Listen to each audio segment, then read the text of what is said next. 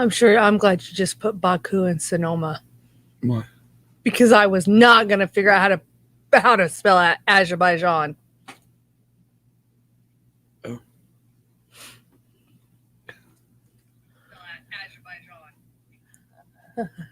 Too late. You said it live. And in case you guys heard that, that was just me popping in. Morning. Morning, Kel. Oh, Tom's even in here. Holy shit. Really, Bronco? Yeah. Wow, dude. It's 3 o'clock. Hello. Hello, hello, hello. Hello. All right. Oh, I did make okay. All righty. Ah, God. So we all up and awake for this? Well, Tom just got off work. holy crap. Dang, dude.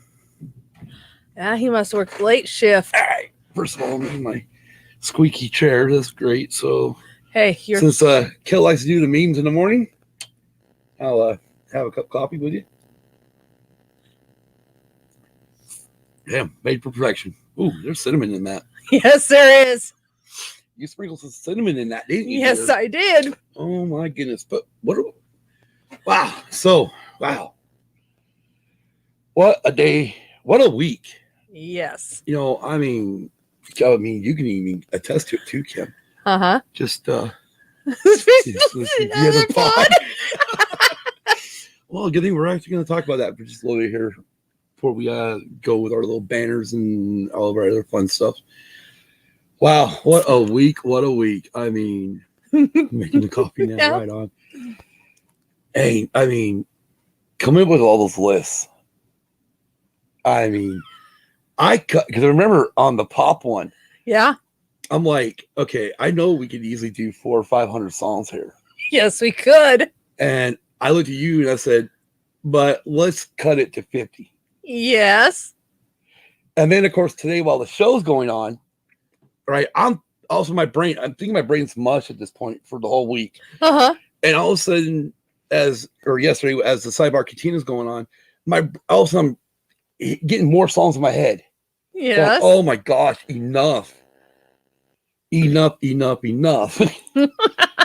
I mean, when it came to like the hair bands, and of course you can attest to this, you know, and I know we're supposed to be a race review, but we're just gonna shoot shit for a minute. Yes, we are. That when it come down to making the list for hair bands. Oh my gosh, yes. I mean, first of all, it ended up 160.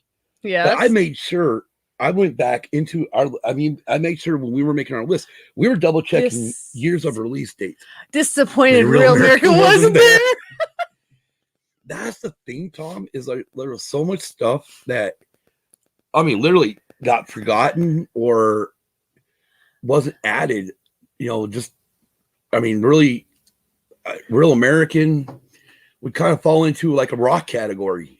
In my opinion, that's in my opinion. You know, just a straight up rock category where I think you'd also have like John Cougar Mellencamp. Oh yeah. You know, I would even put Bruce Springsteen in that category. Yes. Now I know Dave hates Bruce Springsteen. Yes, we figured that out. Oh boy, did we figure that out. Yeah, you figured that out during the sidebar cantina. Oh yeah. But Jason likes again, you know, it was funny. I'm going to bring this up. I'm going to bring it up this afternoon or later on today when we do our other podcast later this evening. Yes. You know, at 7 p.m. Eastern and 4 p.m. here Pacific. Yes. So it means for Tom over Mountain to be 5 p.m. Yes, it will.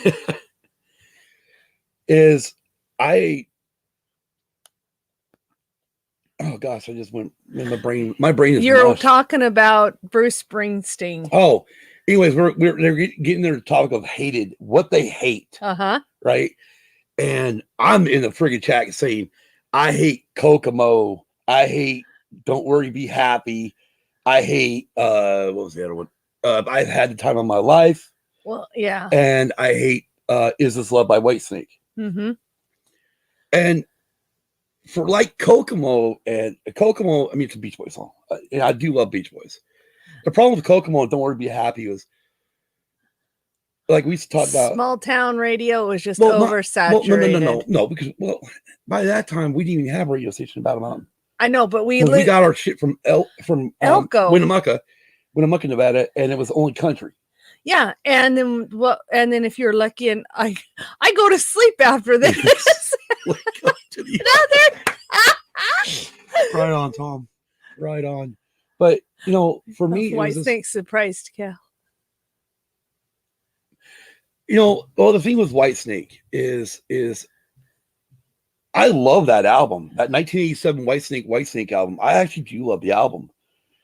However, Is This Love, and even Here I Go Again, over fucking played on, again, like you're saying, we live in a small town, so even in the small town, we didn't have MTV. No, we didn't. Our music videos were either via USA Network's Radio 1990 when it was on, or Friday nights on TBS. They had night tracks. Yeah. Showing my fucking age there. Yes. And so, and the worst thing about night tracks is you had to wait till it was like 10 or 11 to get rock songs or hard rock songs. You had to sift through all the pop stuff, and you had to wait for all the R&B. And again, most of the 80s stuff, I had no problem with it. Some of the music videos, we could talk about music videos all day long, and some of them were shit. Some of them definitely could have been done a hell of a lot better. But anyways, this is have you guys seen the Stacy's mom music video? I have seen the video. It'd been a long time since I've seen that video, Tom. And Tom brings up, like Kim said, and I can't click the button. Have you guys seen the Stacy's mom music video? It's actually by Fountains of Wayne. Yeah. Anyways, literally Stacy's mom's got it going on. This is lyrics. It's part of the chorus. I know. I've seen it. But a long time ago. I mean, well, obviously, freaking, it's like mid 2000s. Yeah. Kelly didn't have cable either. See, right. Well, yeah, I mean, and that's even one cry. I mean, then like even 1991, ABC started doing it in concert series. Yeah. And they did, what was it? One of them I was thrilled about because it was Bullet Boys, Slaughter, and Poison, which was on the Flesh and Blood tour that I just seen in May. Yeah, that's true. And of course, I think they gave Bullet Boys one song. They gave Slaughter 3 or 4 songs. Yeah. Anyways, what I was trying to get to was it, and of course, the rest of it was pretty much Poison, but not the full show. But what I was trying to get to was I made sure when I was making my list, like I'm thinking, okay, Firehouse. Oh, when did that album come out? Oh, it came out in 1990. Never mind. Yeah. It's not in it because this category was the 80s hair bands. Yeah. Now, those bands were considered 80s hair bands, but they came out in the 90s. Yeah. Okay. So my thing was 1980 to 1989. Yes. That was my criteria. That was the date, the bracket for it. And so, of course, I didn't put Sorry, I'm at 1985. Oh, yeah, that's fine, Tom. No problem. 1985. Yep, I know that song too. I know that song, and yeah, that one actually. When did I think there's a line in there when Ozzy become a reality star? Yeah, and they even mentioned Motley Crue in that song. Oh, okay. You may not have heard it, but we do have it on our iTunes. Oh, okay. It is on our iTunes list somewhere. But. But my criteria was 1980 to 1989. Okay. And I looked at it, and this is how I critiqued it, is I critiqued it where, it had to be released on album. Yes. So if the album came out in 1979, but the single was 1980, I didn't count it. Yeah, that's true. Because technically, in my book, it's not a 1980 release. Yeah. It's a 1979 album, even though the single came out in 80s. I don't count it that way. That's true. I was beating you heard me. I mean, you're like, well, what about Slaughter? And I said, no, can't. They came out in the 90s. Yeah. And there's, Firehouse Taiketo. I mean, there's a bunch of other bands that came out in the early 90s. Or even like Tom brought it during the show. I mean, 1992, Kiss released their album Revenge. Yeah. Which, oh my gosh. I mean, it was like, Kiss went through this period in the 80s where, they weren't that popular. Well, yeah. And then they come back with a Revenge album, and it's just in your face. One of their best albums since the 70s. Yes. I mean, a lot of Kiss fans will say that Creatures of the Night is a good album, which I agree. It is a good album. Yeah. as far as like Lick It Up, Animalize, Asylum, Crazy Night, or Crazy Nights, and Hot in the Shade go, there's hit and misses on those albums. And the reason why is because during those albums, Gene was too busy being a movie star. Yes, he was. Anyways, well, this afternoon's podcast, we have no idea what the hell we're going to be talking about. It's going to be kind of stuff like this. But, you know, I think we're good enough. We spent 10 minutes on that, which is longer than we've ever spent on anything going into a new or a racing one. Yes. Kiss My Ass. Yes, Tom. Yes. The tribute album, Kiss My Ass, which actually does have Garth Brooks doing a version of, fuck, the song just escaped me. Fuck, it was sung by Peter Criss. It wasn't Beth. It was the other one. It's on Rock and Roll Over. Oh, fuck. My brain just went. Anyways. Apparently. We'll touch on that on the other side if I can remember it. Hard Luck Woman. What? We got clicks? Hard Luck Woman, yeah. All right. Hard Luck Woman, yes. And he actually, only way he would do that song, we'll hit on this one lastly. The only way he would do that song with him is if Kiss was his backup band, because he grew up loving Kiss. Yeah. He was a Kiss fan. Yeah. The only thing is he knew he couldn't sing like that, so that's why he went country. Yes. That's why he went the country route, because he knew he couldn't sing like Kiss. Yeah. But he grew up liking the rock and roll Kiss. Oh, yeah. The rock and roll bands in the 70s, which is freaking cool. Yes. When it comes down to it. But anyways, let's get this party started. Sounds good. Oh, what? Wrong button. I'm good at doing this. Wrong button. Wrong button here. Wrong button there. All right. Let's do it.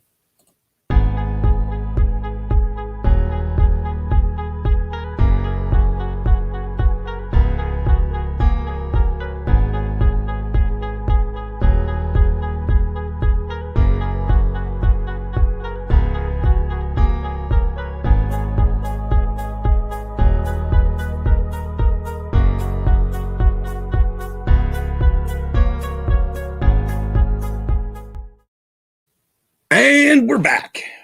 Well, actually, we're not back. We're back from the front of the show. But now we're into the main part of the show. Welcome to Use and Abuse. I'm Scott. I'm Kim. And there we go. We got our introductions out. But Kim wants to jump on this real quick. And that is to thank you to our Patreons. Yes. And we've got some new patrons. Yes, we do. So let's go ahead and go through them. Luna Girl and Dragon Buddy. Don Delasolski. Brady Big Lovin'. Hannah, Mikey, Brinley, and Lil Case. Yes. I want to thank you guys again for being our Patreon members. If you want to join our Patreon, go to patreon.com, search in the creator bar, Used and Abused Pod. Yes. And there you'll find there's one, or there's technically still 2 tiers up, but the one tier for people to join is $5. Unless you have a business and you want to sponsor our show, then it's, we'll take a sponsorship for $50 a month. Yes. You just pay $50 a month and you can have your show sponsored on the show, which then will give us all these nice you'll get all these advertisements and stuff during the show, even on YouTube. Yes. Anyways, what we got next?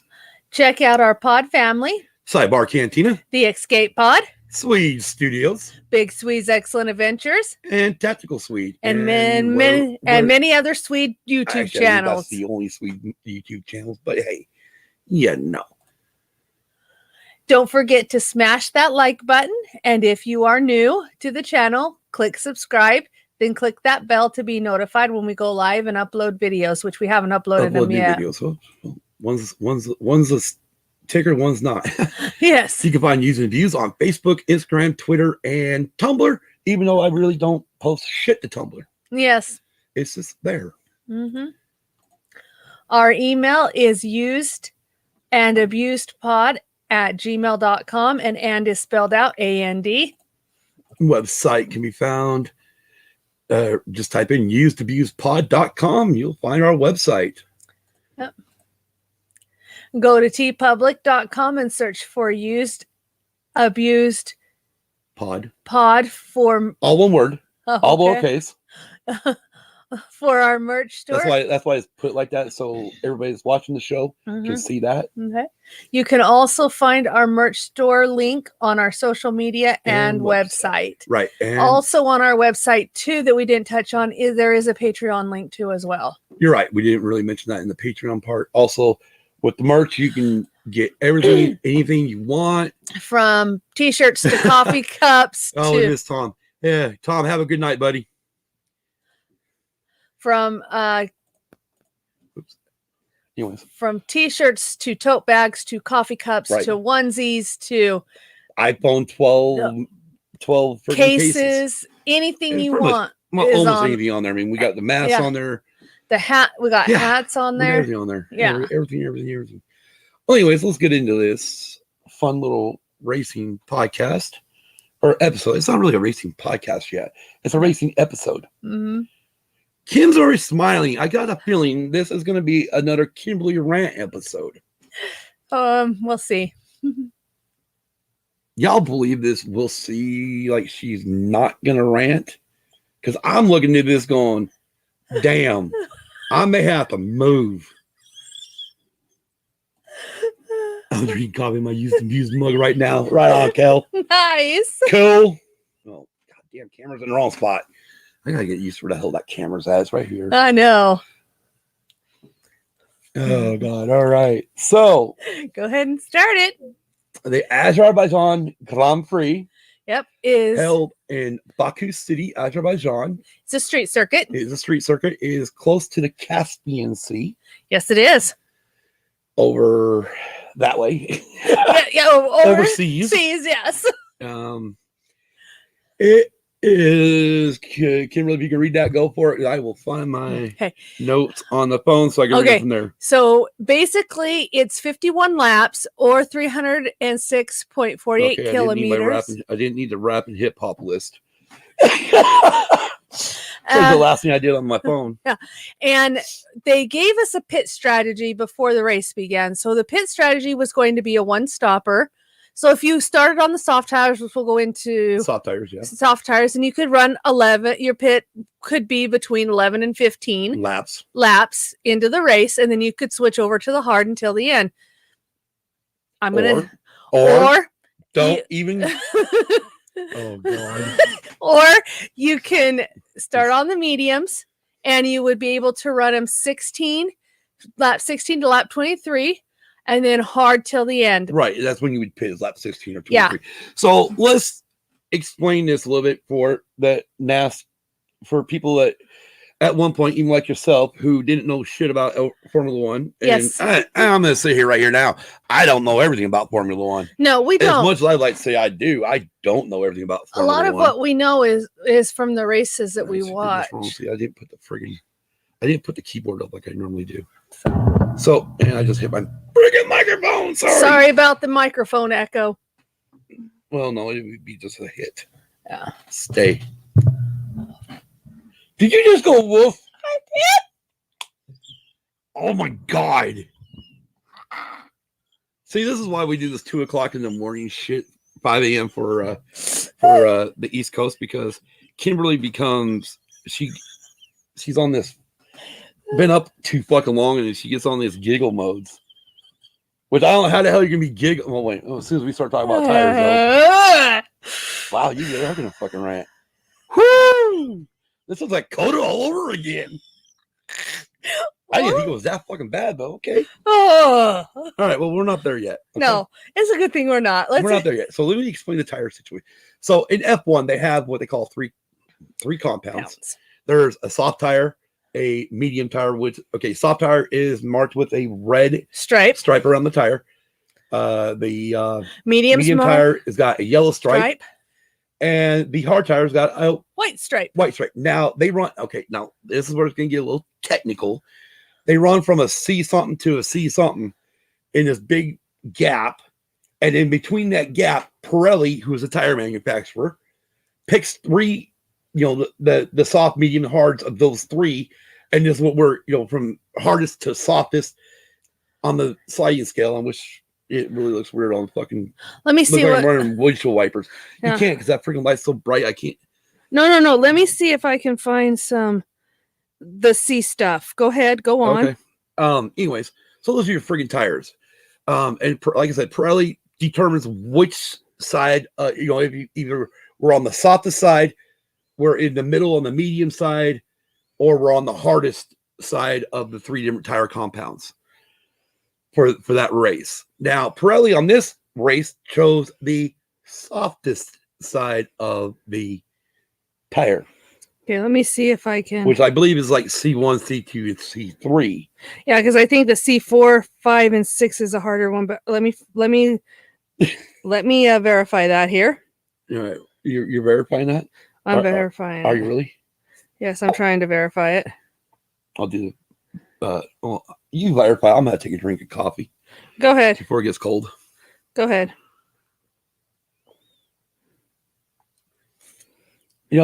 I've had this cup. God, got this cup what? Long early 2000s? Yeah. I think we actually bought it. It was actually a Cocoa set. Me and your sister bought it. Oh, nice. Because she was a huge down in her heart. Oh my gosh. I didn't tell you. Right? Well, we'll sidebar or I'm sorry, pump the brakes, right? Mm-hmm. This is that one. We're gonna pump brakes. I was going through, obviously, with this thing with the 80s thing from Sidebar Cantina going on, right? You know this because it made me start looking through pictures. Yes. And I'm finding all these like old pictures of me. Mm-hmm. And then I ended up finding our pictures, which is kind of ironic because this is the weekend of Sonoma out in California, Northern California, for NASCAR. And I find the pictures that we had taken of all the trucks when they stopped in Elko, Nevada. Oh yeah. And of course we got Karina your sister was a Dell Jr. fan, so we got a picture with her in that truck. And lo and behold, over off of another side was a fucking Jeff Gordon truck. Oh yeah. With his fucking 4 championships on the fucking side. I'm like, oh God, I just want to stay here. Oh yeah. I didn't want to leave. Okay. Oh Jesus. I mean, I knew Jeff wasn't there because they fly. What? Yep. Yeah. So it looks like C2, C3, C4. Yeah. So C4. Well, that's what you use in Bahrain. Uh-huh. That was the first race of the season. Yes. So anyway, yeah, it was. I believe it was C1, C2, C3. We're just gonna leave it there. Okay. We're gonna leave it at that. If okay, let's do the Monaco one because they used the same tires they used in Monaco. Did they really? Yes. I like Kim's looking all this up on F1.com while we're doing the show live. Yes. Do it live. Do it live. Exactly. Thank God we don't have a teleprompter. Otherwise, I might say, fuck you, San Diego. Yeah. Okay. So no, it's fuck off, San Diego. Wait. Yeah. God damn, I haven't seen that movie in ages now. Okay, so here we go. Fuck off? I can't remember. Here we go. So it looks like the C5 is the softest tire that they used. Oh, okay. And the medium's the C4 and the hard's the C3. So it goes that C3. Was a Monaco. Yeah, that was a Monaco, which they used the same tires for. So C5 is the softest? Yeah, C5 is the softest. Oh. So C5 is the softest. Okay. And they used the same tire setup for better at this for the Bahrain. Next, luckily we got 2 weeks or before Baku. The next race. We'll get this shit set. We will. And Kim's about ready to fucking blow on these tires. It's all about tires. By the way, you know they spell tire different over there? I noticed that. I just noticed that looking it up. They spell it Tyres. Well, that's tires.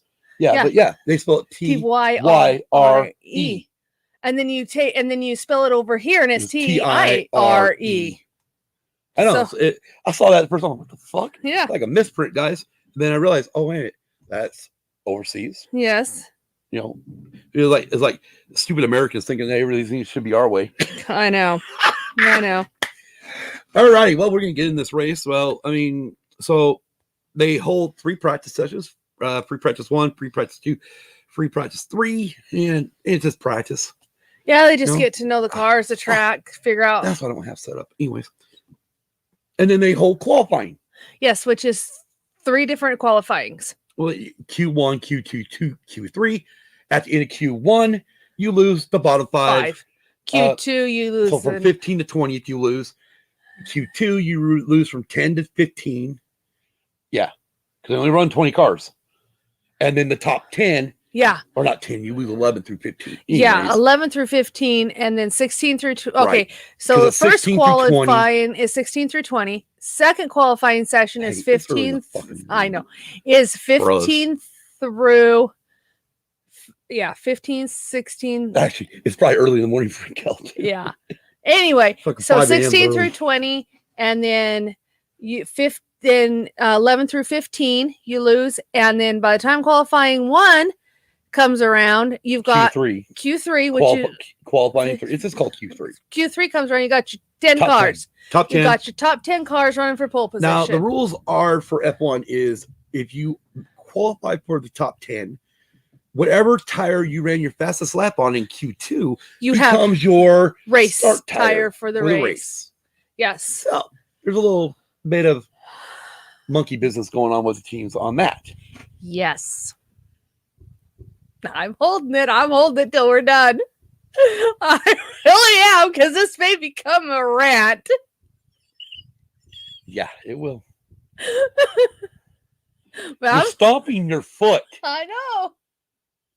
The hell? I'm holding it. We're discussing tires, so I'm holding it. Well, no, we're discussing qualifying. Yeah, but So then obviously the top 10, once you qualify in the top 10, yeah, that's where you start. First, second, third, or fourth, fifth, down the line to 10th. You guys are doing fine. I never really knew much about F1, so this is great. Okay, well, cool. Thank you, Kelly. We do appreciate it. Yeah,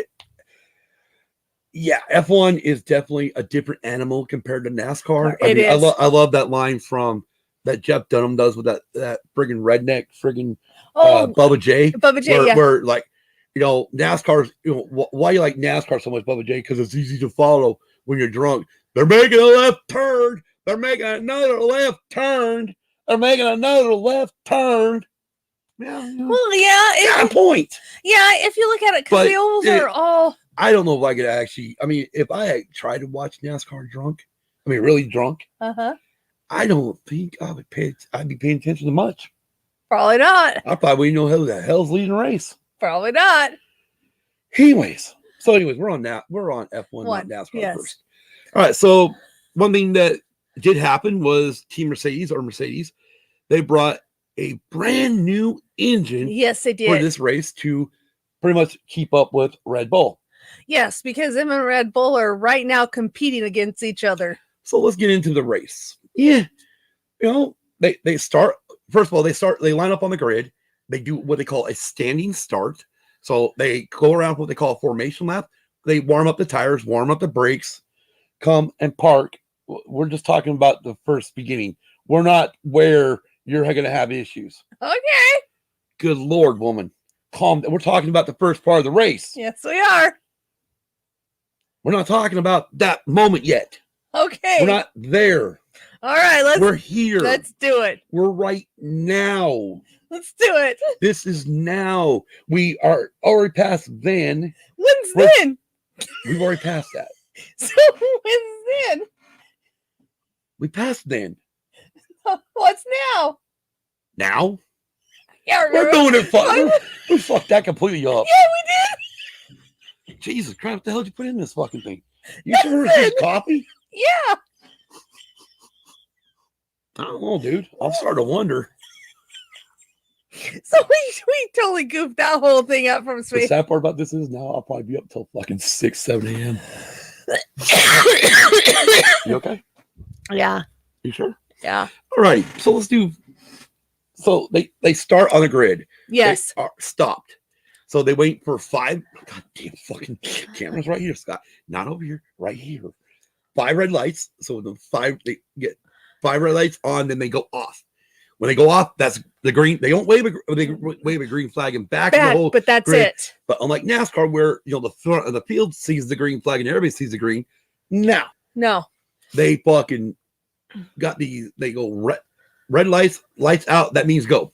Yes, and at this time, just for those of you, they have the medical car follow them too. So follow them at least for the first lap. That way, if anything drastic happens, like happened last year. At Bahrain, which we'll touch on that, and we'll save that for a non-F1 episode.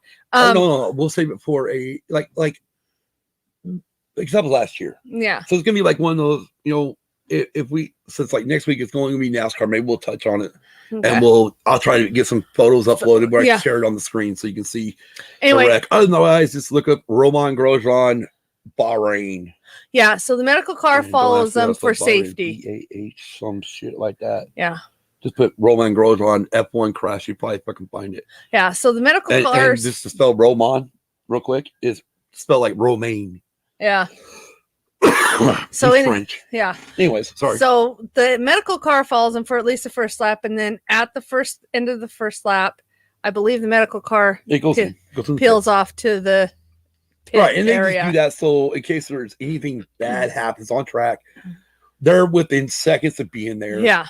You know, and whatnot. Yeah. Anyway, so this race started like, and honestly, well, yes. And most, just to kind of give a little background, most races are at least 51 laps. There are some that are like 72 laps, though. That's Monaco. Monaco's the only one that's that long. Yeah. So.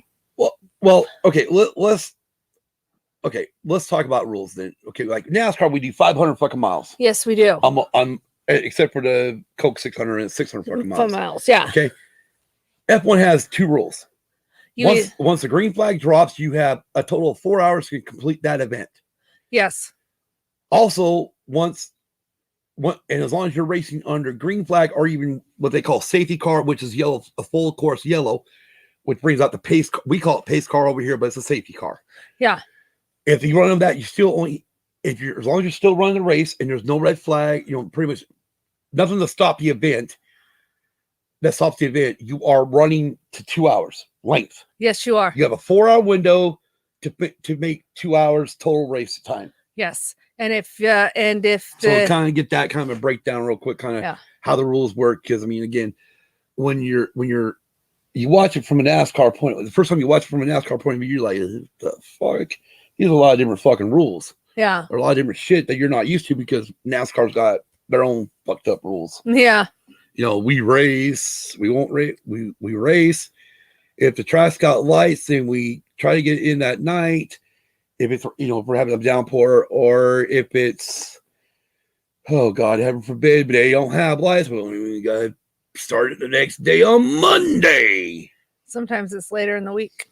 Right. But if F1, even if F1 does not make it to halfway of the race, they only give out half points. Yes, they do. So even before halfway, if this race had to stop at that moment for any reason at all, and they could not get it back started, they're not going to wait till Monday to finish it. No, they're done. They're done. Yeah, points are points. Points are points. They give half points, and then once you get over, I believe actually it's 75% of the race, then you give out full points.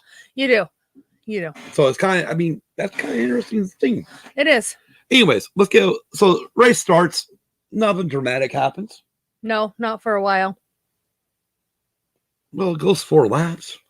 Oh, yeah, 4 laps, and then we get lap 4, and then Esteban Ocon, he drops out of the race. Oh, yeah, because power failure. And after they showed the replay, there was a puff of smoke right after he came out of turn 15. Now, obviously, this track has got 20 turns. I don't know if we went over that or not. Probably I didn't have it on my list there. But anyways, and he drives for Alpine. He does drive for Alpine, yes. All right, lap 30. Okay, so from lap 4 to lap 30, the race continues. Nothing happens. And by the way, we also had, and in this, we also have people spin off, but we didn't. No, we really had nothing like. I mean, really had nothing even like that happen. No, you had more. I mean, we had pit stops. Yeah, we did. We had pit stops. So, or as they like to call it, box. Yes. I mean, the commentators call it pit stops, but when you hear the teams, they're literally telling the drivers to box. Yeah, which means which is weird because which is interesting because you listen to our drivers or our crew chiefs and on the NASCAR app, and they're like, pit this time. Yeah. Oh yeah. It's like, okay. I mean, these guys, and usually they give them, if they're ready to pit them, they give them 1 lap notice that they're going to pit. They tell them to go as fast as you fucking possibly can without breaking the car. Yes. And then they bring you down pit road, change 4 tires, no fuel. No fuel, that's right, no fuel. No refueling on these because that they've had issues with fires and shit in the past, so they've eliminated the refueling. So they have to do all refueling. They have to do all fueling before they even get the cars out on track. Yes, the race. Yes, and also too, one of the rules that we didn't go over is you have to use at least two different compounds of tires. Right. Be right back. I'm waking up. You know why right now? All right, I'm cool. Okay. So, oh, that'd be cool. Yeah. So, nothing really happens between lap 40 or from lap 4. I mean, besides pit stops, nothing really happens up until lap 30. And at lap 30, Lance Stroll, who drives for Aston Martin, wrecks just before the pit entry, bringing out the safety car. Stroll hadn't pitted, was on 30 lap old tires. Seems to be a tire failure, left rear. Lance stated on the radio he feels it was a puncture. Pirelli says hard tires can do 40 laps. Bullshit. Okay, calm down. I mean, we're not even to the main part yet. Because that's the next one. Again, not much really. This race, I mean, when it comes down to it, this race was really boring. It was. But it's Baku. Baku has its spots for passing. And obviously in F1, you have to use a thing called DRS. Yeah. Which is a drag reduction system. Yeah. Which again, you got the back wing kind of like this, and then it opens it up to a letterbox, which allows the air to flow through. You can only do that if you are within 1 second of the car in front of you. Yes. So, and then they also only allow, 3 laps? Yeah.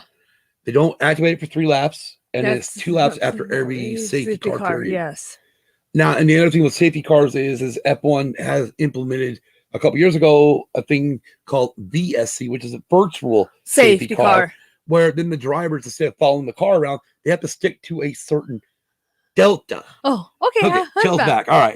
Well, real quick, Kel. Well, we don't care. I mean, you're on here. So after lap 4 incident, really nothing happened. Like we said, pit stops and whatnot. And Lance Stroll on lap 30, and again, he drives for Aston Martin Racing. His father owns the team, Lawrence Stroll. Wrecks just before the pit entry, around 200 miles an hour. Yes, he does. Mainly because they this is a long straightaway on this pit road on this track. It is. Yes, it is. I don't have the meters up, so I can tell you how long it really is. Anyways, so he wrecks just before pit entry, bringing out the first safety car of the event.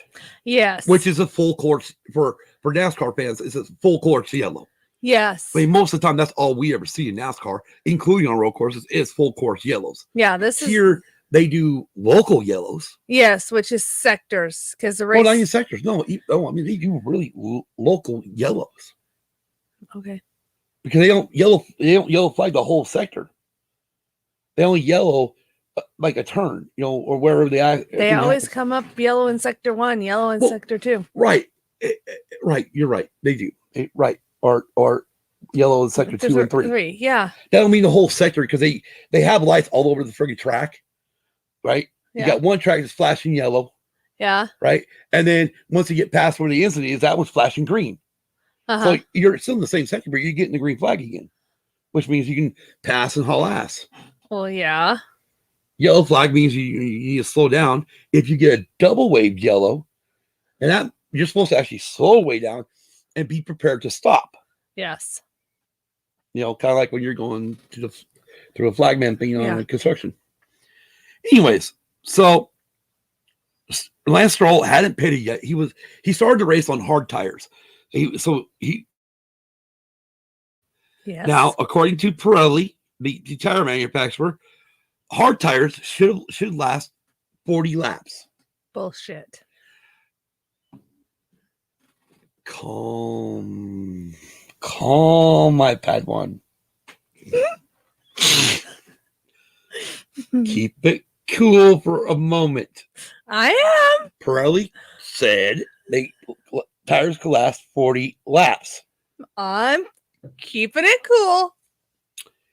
So Lance then stated on the radio that he felt like it was a puncture. In other words, it got some debris in the tire. It was a puncture.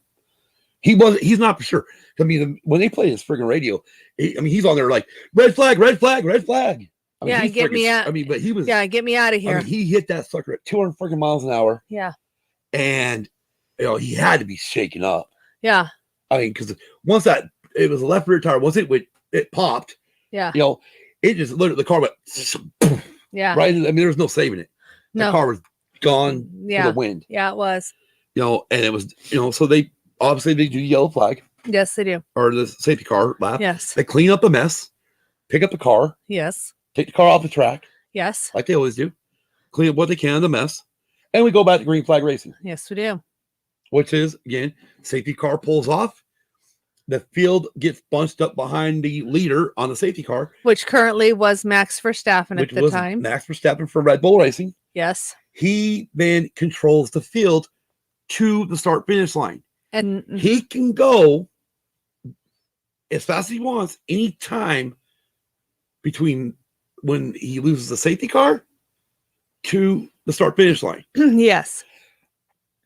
If you go too early, though, and pass the safety car before it is in pit lane, you get a penalty. You get a penalty.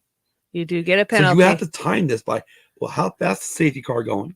As to how fast can I go? And mind you, I don't think they got, they might have the speedometers on their, they might have some type of kilometer an hour thing on their wheels or not. I don't remember. I don't know if they do or not. Their wheels are so teched out. Max takes over the field. He slowly takes them down to the start finish line. Yes. And then hauls ass to corner one. Yes. Okay. Again, a nice little restart. Yes. Lap 46. 16 laps later. Yes. Race leader Max Verstappen, left rear tire failure, slams the wall on the same straightaway. Same tire. Hold on. And hits the wall and is out of the race. Yes. And Red Bull was going to finish 1 and 2 if this hadn't happened. We weren't quite going over that. We haven't quite gone over all the teams' positions yet. Okay. We're touching on the race real quick. The main part of the race. All right. Okay. All right. I know you're steaming. I'm sure everybody can see it. The Lord knows I can see it. So at that point there, or not at that point, they show Max get out of the car. Thank God for that. Yes. They replay his radio at that point. He yells tire. Yeah. She's so cool, Dragon Buddy. Well, welcome, Dragon Buddy. So they go around a couple laps, or about a lap with the safety car. All of a sudden, bring the cars down pit road, and they're red flagging the event. Yes. What we found out during the red flag, so one thing that happens during red flag events with F1, in NASCAR, you're not allowed to touch the car. No, in F1 you are. In F1, you're allowed to change tires. Uh-huh. You cannot refuel, though. No, you can't refuel. That has to be done in the garage area to refuel. But you can change tires, and you can change any part and replace it with the same exact part. With the same any damaged part for a like item. Yeah. Which Mercedes did with Lewis Hamilton. Because his wing was damaged. I forgot about that. That happened like a lap 3 or 2 or 3. Yeah. When Lewis hit the friggin' what do you call branch. Hit tree branch. Because obviously it's a street circuit. Yeah. There's trees overhead, and Lewis Hamilton hit a tree branch. Yes. Which might have hurt his chances. I don't know. Yeah. Anyways, while we're in a red flag, we red flag it, lap 48 of 51. All cars come down pit road. Well, we hear Sky Sports, who does the broadcast, who ESPN uses their broadcast, so they use their commentators for over here in America to listen. They actually eavesdrop on team principal of Red Bull Racing, Christian Horner, while he is speaking with Dr. Helmut Marko, who's also a big top person in Red Bull Racing. Yes. We overhear Christian Horner tell him that he believes it was a tire failure because it was the same tire as Stroll. Yes, it was. Then we hear they've been doing this really cool thing this year where we've been getting what they call team radio to the FIA, which is the governing body that runs the rules over F1. Yeah.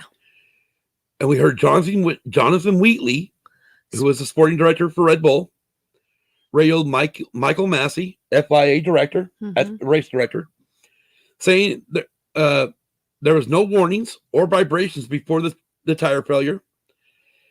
And he was requesting that the FIA to red flag the race so all cars can change tires at this point. Yes. Because it was no longer, one tire, okay, shit happens.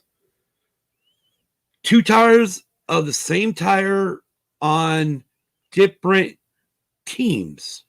Yes. I think there's a tire problem. I really think there's a tire problem. I really think there's a tire problem. I think there's a Pirelli tire problem. Yes. So at this point, this is where we're going to pump the brakes because she is smiling because she wants to go off. I know she wants to go off. And for those of you that listen to the Coda episode, yeah, I go off. Y'all know how quickly she does go. So, Kim, we had actually, before you do that, let me just mention one other thing here. Okay. I do have this up, and this is the reason, and this will help bring it up. First of all, Pirelli came out not more than 4 hours after the race, stated that it was not a tire problem from Pirelli. It was actually debris and punctures that caused these two tire failures of the same size on the same tire by two different teams. This is a quote, or I'm taking this from AutoWeek.com. And the headline says literally, Max Verstappen not surprised that Pirelli blames F1 Azerbaijan tire blowouts on debris. Max Verstappen correctly predicted Pirelli's response to the tire failure that cost him victory in a scary high-speed blowout and crashed late in the F1 Azerbaijan Grand Prix at Baku on Sunday. Immediately after the incident, F1's sole tire supplier said it would investigate the cause of the Red Bull driver and Lance Stroll's similar incidents. Both Verstappen's Red Bull and Stroll's Aston Martin had left rear tire failures. Verstappen's came while he was 6 laps from the finish line and with a comfortable lead of more than 2 seconds. Verstappen led 29 laps and looked like a lock to extend his points lead in the championship. He wasn't surprised by Pirelli's united front to blame debris for the tire failures. Go, Kimberly. That's bullshit. That is fucking bullshit. Yes, there might have been debris on that fucking track, but 2 tire blowouts, the same freaking tire compound, the same freaking rear tire, 2 different drivers, and they're sitting there saying it's a fucking debris problem? Fuck that. No, it's not. It is not a debris problem. It's their problem. They're the ones that did the compound. They're the ones that should have known that these fucking tires do not last 40 laps. They do blow out. And I'm sick and tired of fuckers like that blaming the FIA when it's their fucking problem. You don't sit there and have 2 blowouts, same tire, 2 different teams. That's bullshit. That is fucking bullshit. That is putting drivers' lives in danger. Fucking drivers' lives in danger because of their fucking mix-up. I'm sick of it. If y'all hear a knock at the door, it's probably because the cops have been called. I'm fucking sick of it. It's not the FIA's problem. It's a Pirelli problem. And Pirelli needs to fucking fess up to it. They need to fess up saying it's their problem. It's not an FIA problem. They weren't blaming it on the FIA. They were blaming it on debris. Yeah, it's their problem. They're saying the debris punctured the tires. It's their problem. It's not a debris problem. Right. Because if it was a debris problem, more than one driver would have had the same issue. Well, first of all, let's let you take your breath and catch your breath and calm down a little bit. And hope the hell we don't get the cops call on this. That'd be a fun goddamn answer to the door at fucking 3 o'clock in the morning. Well, who the hell is screaming here? Me? Her. Because she was pissed off at something Pirelli did. Who the hell's Pirelli? Tire manufacturer overseas? Oh, God. All right. So, oh, God. And by the way, in case you didn't see it. Yeah. Go, Kim. Oh, fuck. Oh, my God. I don't know where the hell I was going to go with this now. You're talking about debris. Oh, yeah. So, F1. Let's talk about F1. The teams have a shitload of data. They get a shitload of data from the cars. Right. Exactly. Doing it live. But they get a shit ton of data from these cars. I mean, you literally hear these teams get on there and they will tell their driver to, all of a sudden you hear them say, stop. Yeah. Because their car's, because the engine's going to blow up. Yeah. I mean, stop where you're at, regardless of where you're on the track. Stop right fucking now. Yeah. Because, so, I mean, they got information. And they will actually we've actually heard them call in a driver. Yeah. For new tires because he had a tire going down from a puncture. Sure. Yeah. Quotes. Yeah. Punctures in quotes. Yeah. They know that. They know that through all of their technology they have. Now, when that does not come up on the technological readout and Pirelli turns around and says it's a debris problem, no, it's their problem. Go ahead. Sorry. Pirelli just back up and say, have at it, Kim. Go This ahead. is your podcast now. Go ahead. All right. So, oh, Lord. Oh, shit. Go ahead. I really hope the hell this week's NASCAR. Oh, wait, there's a fucking all-star race coming up. Oh, shit. Okay, we might actually have to do this one after the race on Sunday because, oh, good God, anyways, we're not there yet. We're not even at Sonoma yet. We haven't even touched on it. Right. No. So, yeah, so the F1 teams would know if there's a puncture. Yeah. They would know if a tire is getting soft or losing air. They know this shit. Yeah, they do. So literally, Jonathan Wheatley again telling Michael Massey from the FIA that there was no warning. Even Max said there was no warning. No, he had no warning that a tire was going down. You know, even when we all know driving even down the freeway, you know, if you got a soft tire, you can feel. You know, you can feel it. Oh yeah. These guys are. I mean, these tires are blowing. This tire blew out. At least we didn't see the Max one. Close up, but we saw the Stroll one during the red flag, and the whole inner bead, around you had the whole tire casing, and the whole inner bead just blew apart. Yeah, and you don't. That's not a debris problem. Caused from fucking debris. No, it's not.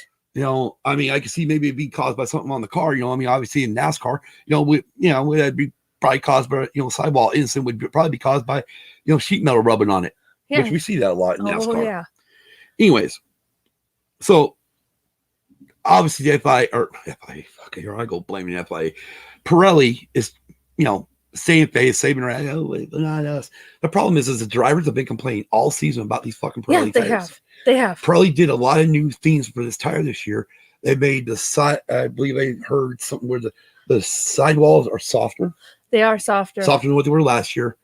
And so the drivers have not been happy with these tires all season. No, they haven't. So, of course, and we've heard Goodyear do the same fucking thing in NASCAR. Oh, yeah. I mean, those of you NASCAR fans, we've heard Goodyear do this before. Yeah. It's not our tire. Yeah.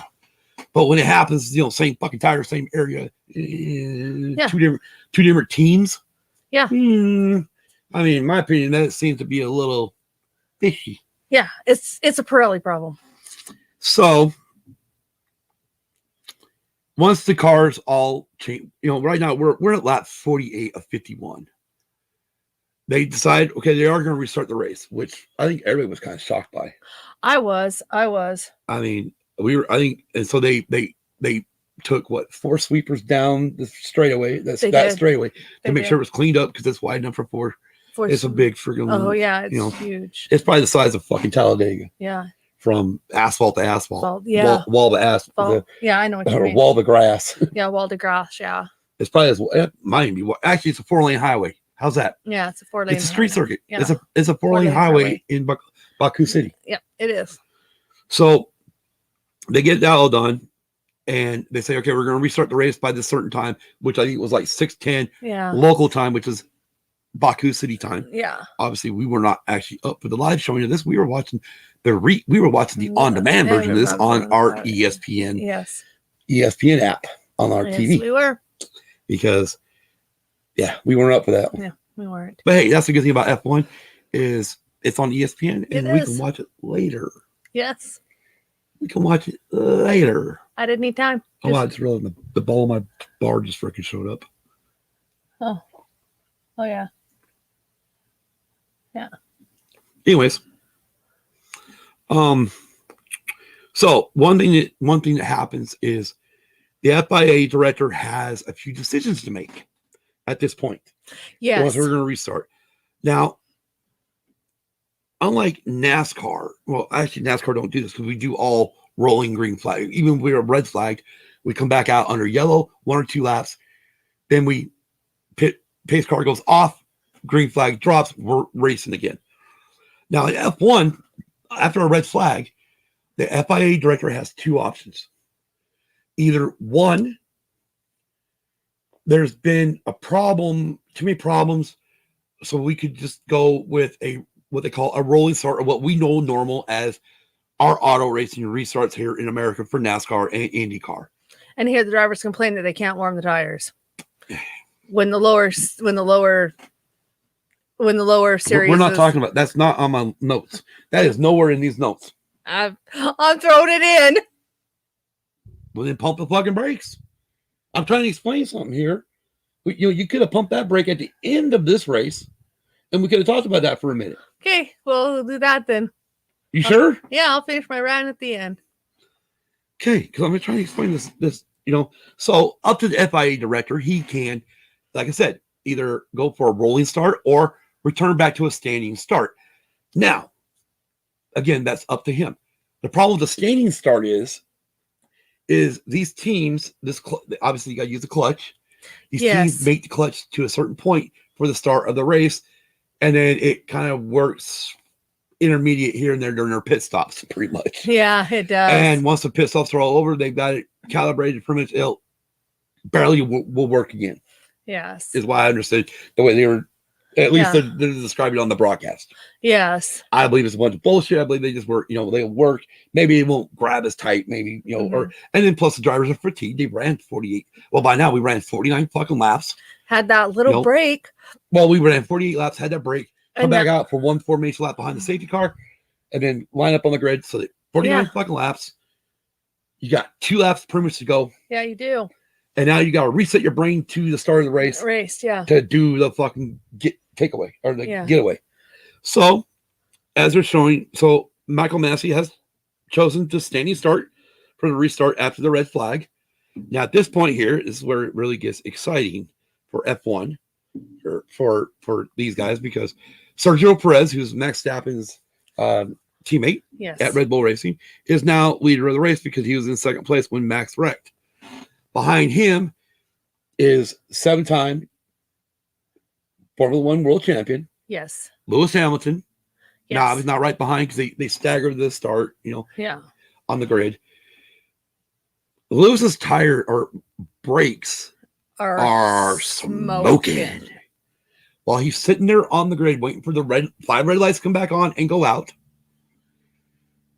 you just see this white smoke coming up from his car. Yeah, billows out. Billowing out from the brake area of the car. So lights go out, green flag. Lewis gets a jump. Yes, he does. Lewis gets a hell of a jump on Perez. Well, like, okay, well, that's it. Lewis is gonna win this fucking race. Oh yeah. All of a sudden they get into what we call the braking zone. Lewis puts the brakes on and fucking the front tires lock up. The rear tires do not lock up. Skids all the way through in front of the whole field into the runoff the runoff area where Perez, Vettel, and all pretty much the whole field goes by. 16 cars or 15 cars, 16 cars are on track. Yeah, 16. Well, 15 minus Lewis. Yeah, 15 minus Lewis. He's a 16. Yeah, right. He's a 16. So at that point, Perez takes over the lead. You got Vettel. I think it was Leclerc and then Gasly. Yes, and then Gasly passes. Hold on. So Lewis is pretty much throwing his race away. Yes. So now he's dead last. Yes, he is. Okay. And then we come back around, they don't do white flags. No. We're just on the final lap. Yeah. And, Gasly and Leclerc were fighting out. Fighting like a motherfucker. Oh, my God. They were fighting. They had a hell of a fight going on, especially coming around to that final lap, start that final lap, because, 1 minute Gasly was ahead. Next minute, Leclerc was ahead. Next minute, Gasly was back ahead. Then Leclerc, and then finally, Gasly got in front of him for good. Yeah. Around turn 3. Yep. So, Dad, you just did your fucking rant about fucking F1 and No, because I'm still gonna rant. I still have a rant at the end of all this. Oh, Lord Almighty! All right. Anyways, we'll get to that rant here in just a minute. So they come back around, and the finishing order is Perez for Red Bull Racing. Yes, which could have been Verstappen and Perez, but no. Really? By the way, in case you guys have not figured this out, Red Bull Racing, Max Verstappen is her favorite driver in F1. Just want to point that out. This is probably why she's even really more heated. The Coda thing. Well, no, because even the Coda thing was happened to Martin Truex Jr., who was her favorite fucking driver. It did. See, I'm pissed at the tire situation. Yeah, I guess you just gotta be a fan of a certain. If it happens to your favorite driver, I guess really what I gotta boil it down to. Well, I'm pissed about it. I don't need a rant about it. I'm ranting about Coda. Yeah, I know. Coda fucking set me off too, but I let you pretty much do the rant for both of us. Yeah, I know. Anyways, third place. So final member or second place on the podium is Sebastian Vettel. Yes. For Aston Martin Racing. Yes. So he's Lance Stroll's teammate. Yep. And then Pierre Gasly is a driver for AlphaTauri. Whatever. It's AlphaTauri. You say tomato, I say tomato. Dave Martin Jr. says Mario, I say Mario. Okay. It really doesn't fucking matter, does it? I'm just saying that's. Doing it live. Okay. And so then finishing out your top 10 was in fourth place, Charles Leclerc, Lando Norris, Alonso, Fernando Alonso. That's Yuki Tsunoda. Yeah, Yuki Tsunoda.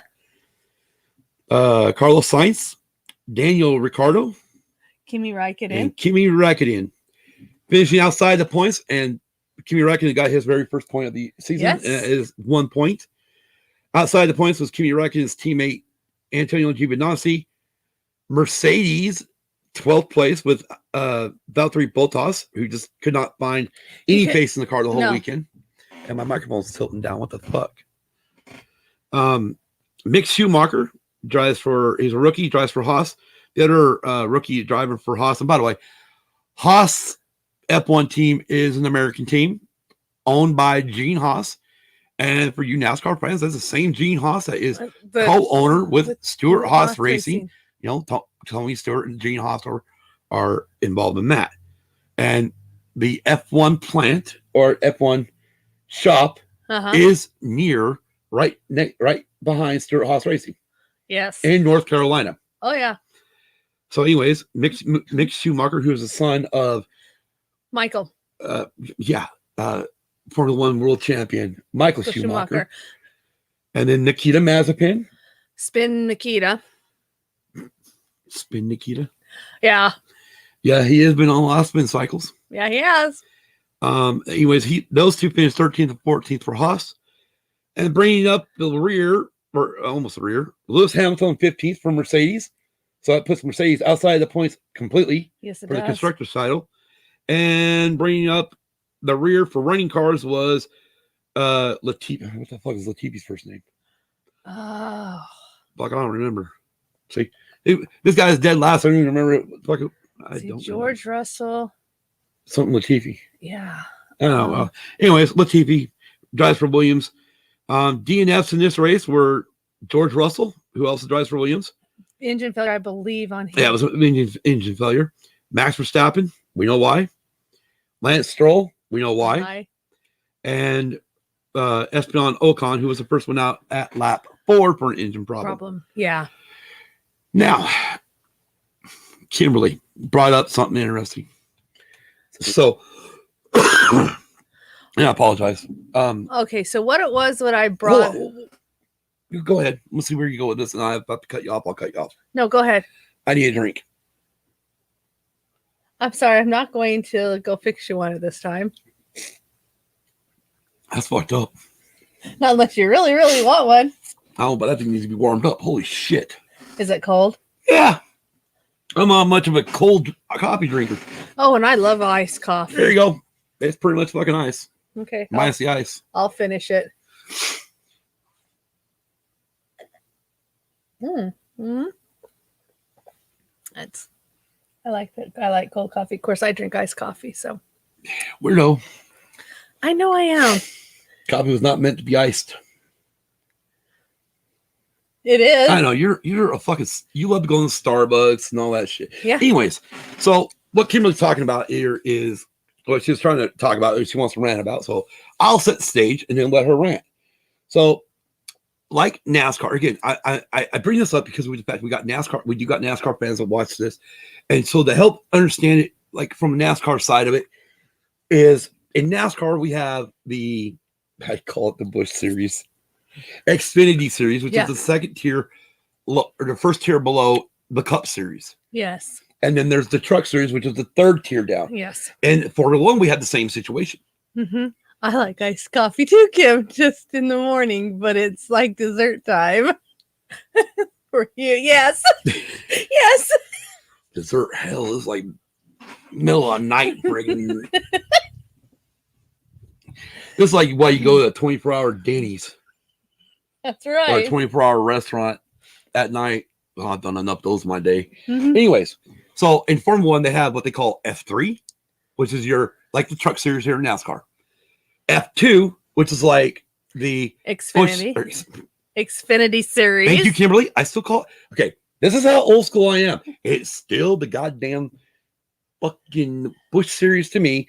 And your miles of, as far as Cup goes, I struggle with Nextel. I struggle calling it the Sprint Cup. I struggle calling it the Monster Energy Cup. Well, that's the reason why they just went to Cup this year. Thank God, because that's what I mean. Even in the Winston Cup days, we didn't. A lot of times, you didn't call it the Winston Cup. You just call it the Cup. It was a Cup Series. Yeah, the Cup Series. But Cup. But when Monster had it, Cup makes me think of a Holy Grail. Yeah, when it was called when Monster was the sole sponsor, it was called the Monster Cup Series, then the Sprint Cup Series, then the Nextel Cup Series, then Nextel. No, originally it went from Winston Cup to Nextel. Then when Nextel got bought by Sprint, then it became the Sprint Cup. Sprint Nextel Cup. Then it became the Sprint Cup. Okay. Then it went from there to being called the Monster Energy Cup. Now the trophy is actually called the Bill France Cup, i.e., like the Vince Lombardi Trophy for NFL. Exactly, and so now it's just a Cup Series. Do we got all that? We all understand that? Because I swear to God, we could do a straight fucking episode about all the different sponsorships in NASCAR. I'm only familiar with very little of them. Oh, what do you guys think? I think you should hit them all. So, besides I'll still always call the Busch Series the Xfinity. Oh my God. The Yeah. Xfinity Series, the Busch Series. Yeah, because The Truck Series will always be called the Truck Series to me. I'd never called it the Craftsman Truck Series. So it doesn't matter that part for me. It's always the Truck Series. Aha! Dragon Buddy's on my side. I love it. Yes. He still calls it Busch Series. Well, and I know the Truck Series is a Camping World Truck Series. So. Again, it's the Truck Series, the Busch Series, the Cup Series. Got it? For me, it's Truck Xfinity Cup. We're not even on NASCAR yet, and we're talking. All right. We're arguing about this NASCAR stuff. And yes, good morning, Deep Dragon Buddy. All right. So now back to F1. You were talking about right. So in F2, let's talk about F2, and including actually F3. They do not use what they call tire blankets. As you watch, as I talk about some of this, watch her. Don't watch me. Watch her. So in F3 and F2, they do not use tire blankets.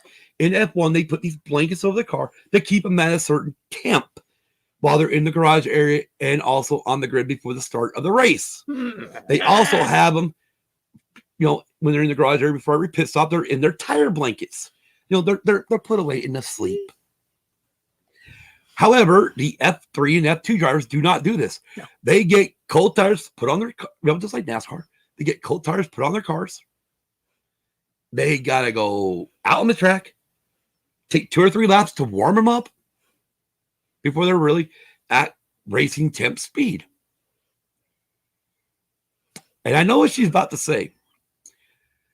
And it's really, again, we're talking about tire blankets and non-tire blankets.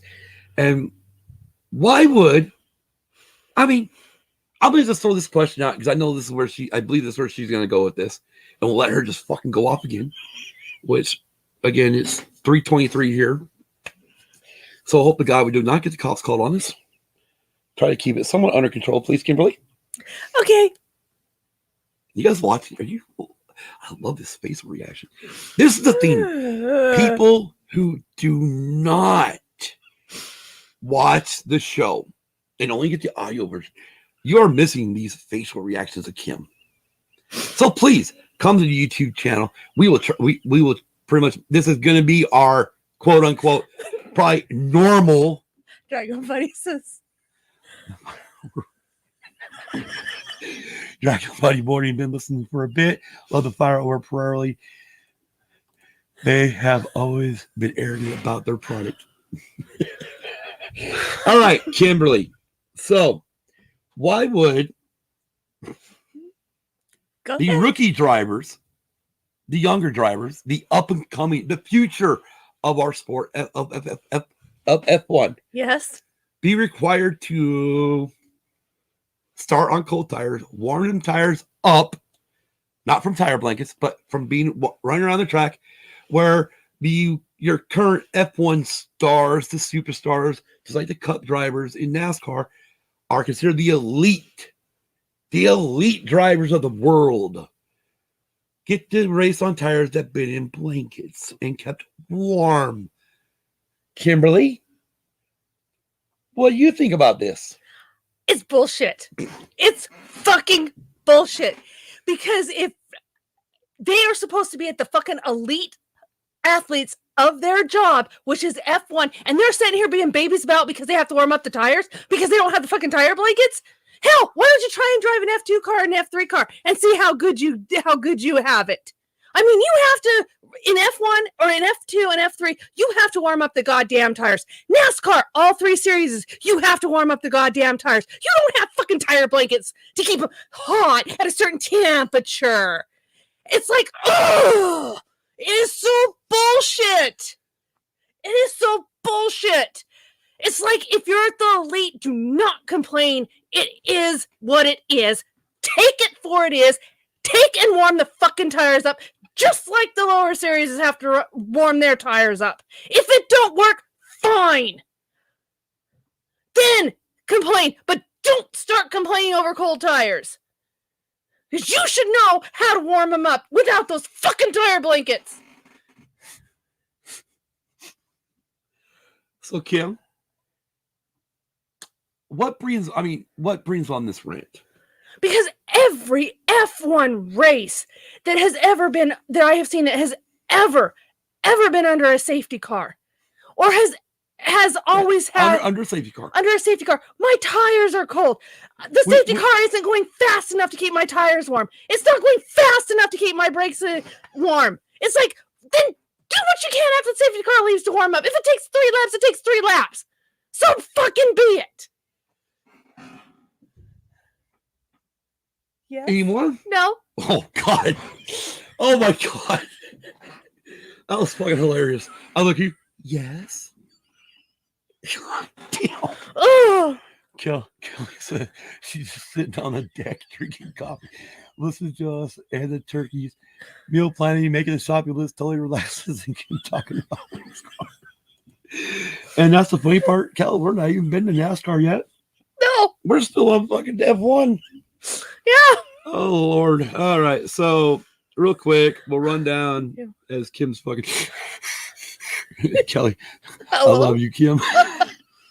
After again, I'm gonna pump the brakes, and this isn't racing related. This is back to yesterday's sidebar cantina, dude. I'm in the fucking chat saying, well, I grew up with bands, I also listened to fucking Nick Testament, Exodus, and I actually started to remember bands later on, right? Besides DRI, SOD, Suicidal Tendencies, there's MOD, there's Merciful Fate. I mean, I was so into a lot of different shit that most of my friends were not into because I just love music so much. Yeah. Anyways, Kill needs more coffee. Yeah, I'm trying to find the fucking standings and this is not working. Okay. So in the driver standings, it doesn't change because Max Verstappen DNF'd and Lewis Hamilton finished 15th. No points, 3-1. So it's still 105 points lead Max Verstappen has 105 points to Lewis Hamilton's 101 points, a 4-point lead in the driver standings. Now, does the driver standing mean anything? Not really. Not really, no. There's no, unlike NASCAR and IndyCar, where the drivers' championship actually it means something to the drivers and it means something to the fans, but it's not the one that gets the money. No. In Formula One, it's the constructor title that actually gets your fucking money. Yeah. Where in those other series, the other two I gave, it is the driver's title that gets the money. Yeah. And real quick, DB listened to a lot of those bands. Exactly. Yes. Exactly. I mean, God, I could. Oh, and that's what I'm telling Kim. We got to do some type of.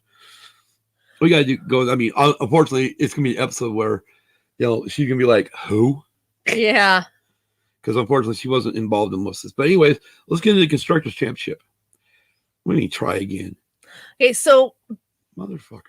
If I remember, listen, Formula One, you know what F1 app work, you piece of shit. If I remember, the Constructors' Champion, I believe, Red Bull is something like 15 or 20 points ahead right now. Right. The Red Bull's ahead. 174. Okay, because they got 25 straight points from Perez's win, where Mercedes got 0 points. Yeah. So in the constructors title right now, Red Bull is leading 174 points to Mercedes 148 points. And the reason why we bring this up is because Mercedes has won the last 7 constructor titles. Yeah, they have. Yep, they have. This is their drive for 8 titles. Yes, it is. Now Lewis Hamilton has won 5 straight with Mercedes. Mercedes, yes. Yes. Or 4 straight. Sorry, 4 straight. This is his drive for 5. And anybody remembers Jimmy Johnson's drive for 5. I got so sick and tired of NASCAR at that. By the time he hit the 5th one, I was about done with it. Yeah, you were. Luckily, he didn't win the next one, and I got to love my sport again. 3rd place is Ferrari. Which is amazing because last year they were like way down the list. Right. And they're ahead of McLaren by 2 points. AlphaTauri, 39 points in 5th, while Aston Martin's 37 points in 6th. So a 2-point gap there. Alpine, 25 points to Alfa Romeo in 8th with 2 points. That's a big gap. And Haas in 9th and Williams in 9th, tied for 9th place themselves because none of them have gotten any world championship points. which we do not expect Haas F1 team to get in this year. No, because they blatantly came out last year at the end of the season. We're not going to develop the car. We're working on our 2022 car. We ain't going to develop the car for 2021. So we already knew that. I mean, it was blatantly announced. So Red Bull's lead right now going into, oh God, it is the French Grand Prix, isn't it? It is. At Paul Ricard. It is. Oh, fuck. Yeah, which means Mercedes most likely. No. I ain't want to talk about that shit track. Yeah, I know. Anyways, Mercedes is behind Red Bull by 26 points right now. Which they can make up at Paul Ricard if they got the car to do it. Yeah, they got the car to do it. Exactly. All right, well, let's move on. So, I mean, other than that, I mean, this is a typical F1 race. I mean, it was typical to a point. It was. Once we start getting the tire issues, then it's one of those things where if you are an F1 fan, if people who listen to this like on the audio version and you are F1 fans, if you think back to when we had the battle between Michelin and Goodyear in Formula One at Indianapolis on the Indianapolis road course. Oh, fuck, I don't remember what year it was, but there was a time where we had a problem and all the Michelin drivers felt they were unsafe on those tires. Yeah. So they said, fuck you, we'll go out, race one lap or do the four. I think they went out and did the formation lap and then went and parked their cars in the pit road. And I think when it came out, only like eight or nine cars ran the race. Yeah. The fans got pissed off at Indy. F1 fans got, and it pretty much is what ended our United States Grand Prix for a while. Yeah. Until 2012. So yeah. Until 2012. Until 2012 when Coda was built. And Coda brought it back. But anyways, we're going from one side of the pond to the other side of the pond. Right. But we're going from one road course to another road course. Yes, we are, because the next one is also a road course. It's Sonoma and wine country. It is a normal road course track for NASCAR. We go here every year. The nice thing about the last 2 years of NASCAR going to Sonoma is we've actually gone back to running the original track, the track with the carousel, going where we come back around the long turn, back up the drag strip, and then turn around instead of that little short motherfucker that NASCAR or Sonoma built for NASCAR later on. This is back in the 90s, man. We're back to the 90s racing at Sears Point. I thought so because I noticed the track was a little bit longer than the last time I seen it. Well, we watched it last year, too. They didn't race at Sonoma last year. They did not race at Sonoma last year. Well, we raced there in 2019. Yes, in 2019 we ran the new. Yeah, we did. No, I thought we just ran the short one. We're not gonna argue on the show. I just thought we ran the short one. Maybe we did. I can swear this is the second time we ran the old configuration. All right. Remember this. Write down your notes, and we'll table it for next episode. Okay. For next week, okay? Okay. And it's just a fucking all-star race next week. Oh, God. Right. So it's going to be a short episode. So we might as well add shit in there we're going to talk about racing related. It's going to be one hell of a... One hell of what? It's going to be one hell of a boring race. Okay, we're not there. We're at Sonoma right now. Yes, so, I know. Better known to NASCAR fans, old school NASCAR fans, as Sears Point Raceway. So I've been told. So for those of us that didn't have the privilege of following NASCAR, when it was Sears Point, is only known as Sonoma in wine country. Well, it's always been wine country. So I really need to watch this week's race so I can be more active here in the chat. I was watching Jeff Gordon on road courses. Well, Kelly, here's one good thing for you. Right now on the Fox broadcast of NASCAR races is Mike Joy, Jeff Gordon, and Clint Boyer is your commentators. Shit's funny. Oh, yeah. They're funny together. Clint Boyer livened up Jeff Gordon. Yes. Jeff Gordon tried to be, I don't mean boring, but he tried to be a real sportscaster. And then you put Clint in there. And it's like Jeff Gordon opened up. Yep. And I'm like, oh my God, this is the Jeff Gordon I've always known. Anyways, so we're at Sonoma. Yes, we are. For the Toyota save Mart 350. Yes.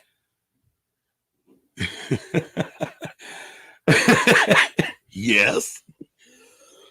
Yeah, he retired after last season. Yes, he did.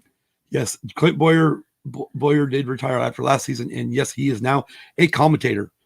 Just like what Dale Jr. has done for NBC when they have the season or the races during the second half of the season.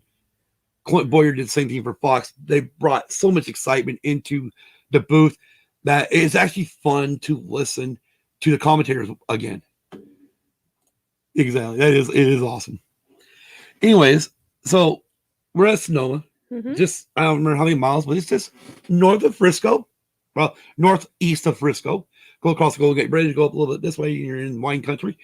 And you are there at Sonoma Raceway, where this year the Grand Marshal was. Do you know the Grand Marshal was, Kimberly? Without looking at the notes. Wasn't it Guy Fieri? No, he drove the piss car. Piss car. Pace car. He drove the pace car. He drove the piss car. He drove the pace car. Motherfucker, what the hell was in that drink? Nothing. Oh, fuck. All right. Anyways, no, I don't remember who the Grand Marshal was. Grand Marshal was none other than the San Francisco 49ers head coach. That's right. Kyle Shanahan. That's right. Believe me, it made me happy. You have to forgive Cal. Gordon left and her whole world crumbled. Hey, you know, the only reason why my world didn't crumble after Senior died was because backup, I did have Jeff Gordon.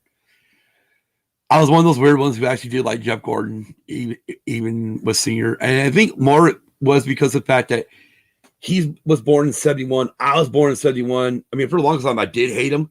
I would hope he'd wreck because I thought, you little son of a bitch. Same age as me, and you're driving NASCAR, you know. But the kid. I began to love, the kid. He was known the kid. But I actually did enjoy watching him. And so after Senior died, he became my driver. Yeah. Every week, it was me and Chris in our jerseys watching the race. Sometimes our friend Dan would come over, and we always had racing food. Nice. That's fucking awesome. That is fucking awesome. It's true. I love it. So, we're at Sonoma. Kyle Shanahan is the Grand Marshal, gets on there, talks to the fans. There are fans in attendance in California. Shocking. Yes. Like 60%. Wrong. Okay. It was 33% attendance capacity. Okay. Well, I didn't know if it was 30 or 60. 33% is a good percentage right now.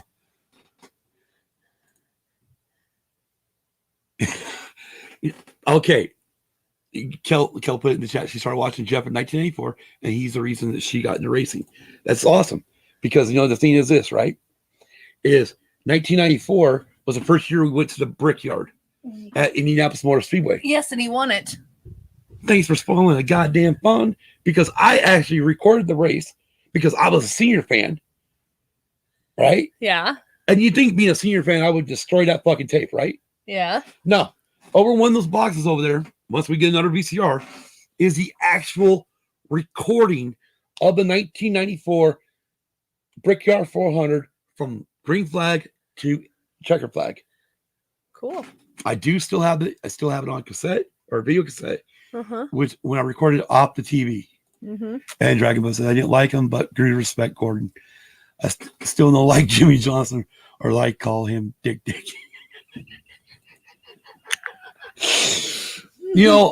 I think for me, I am in agreement with that, because as being a Gordon fan, I when I started paying for some extra NASCAR coverage, where I can listen to radios and shit. When you're at Martinsville, Jimmy Johnson and Chad Canals came over the radio and pretty much were dissing Jeff Gordon. Yeah. Pissed me the fuck off. So Jimmy Johnson for me will be one of those racers where when he retires, completely. Right now he's in IndyCar. Yes, he's in Indy. And he can still come back to NASCAR any day of the week.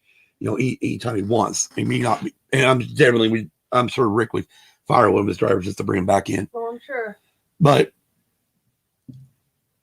it'll be like Michael Jordan for me. during Jordan's heyday, I hated the man. God, I did. I hated Jordan. I hated Pippen. I hated Phil Jackson. Yeah, I did too. I mean, for me, my NBA team's always been the Portland Trail Blazers. Well, and I had an issue with them when they got rid of Clyde the Glide Drexler. Yeah. When we let him go to Houston, I was like, fuck you. And I said, fuck you to the whole team for a while. Yeah. But it wasn't until after that where I respected Jordan for what he did. Yeah. It wasn't until after he retired. LOL until Kyle Busch, and now it's a love-hate relationship. And we love him. Oh, yeah. You know, the thing about Kyle Busch is we were watching the scene right after this race, and we're obviously pumping them brakes again. But we watched the scene right after the race on FS1 this weekend, and it was talking about the bad boys of NASCAR. Yeah, the bad boys of NASCAR. You know, and it pretty much the guys who, you know, I mean, let's be honest, Dale Earnhardt Sr. was not a fan favorite. No, he wasn't. Back in the day. You know, he became a fan favorite pretty much the day he died. Yeah. I mean, there were Earnhardt fans, yes. Mm-hmm. But Dale Earnhardt Sr. never won the favorite driver vote. No. You know, a lot while he was alive. No. And that's because there wasn't enough of us Earnhardt fans to vote for him other than over like Bill Elliott. Oh, yeah. You know, so Kyle Busch, I hate to say this, but the more I listen to Kyle, the more I watch especially his later antics not his first antics, fucking goddamn crybaby, in my opinion. But his antics lately, he reminds me of Dale Sr. Now, he's not out there. I mean, obviously, he's not out there fucking wrecking guys, which I think he should, but hey. No, he doesn't do that unless they do it to him first. Right. But, I mean, we know, come on. We know Earnhardt, yeah. Yeah, you know, I mean, Terry Labonte, you know, I mean, hey, you know, he just meant to rattle his cage. Hey, that's why I was called the Intimidator. Goddamn right.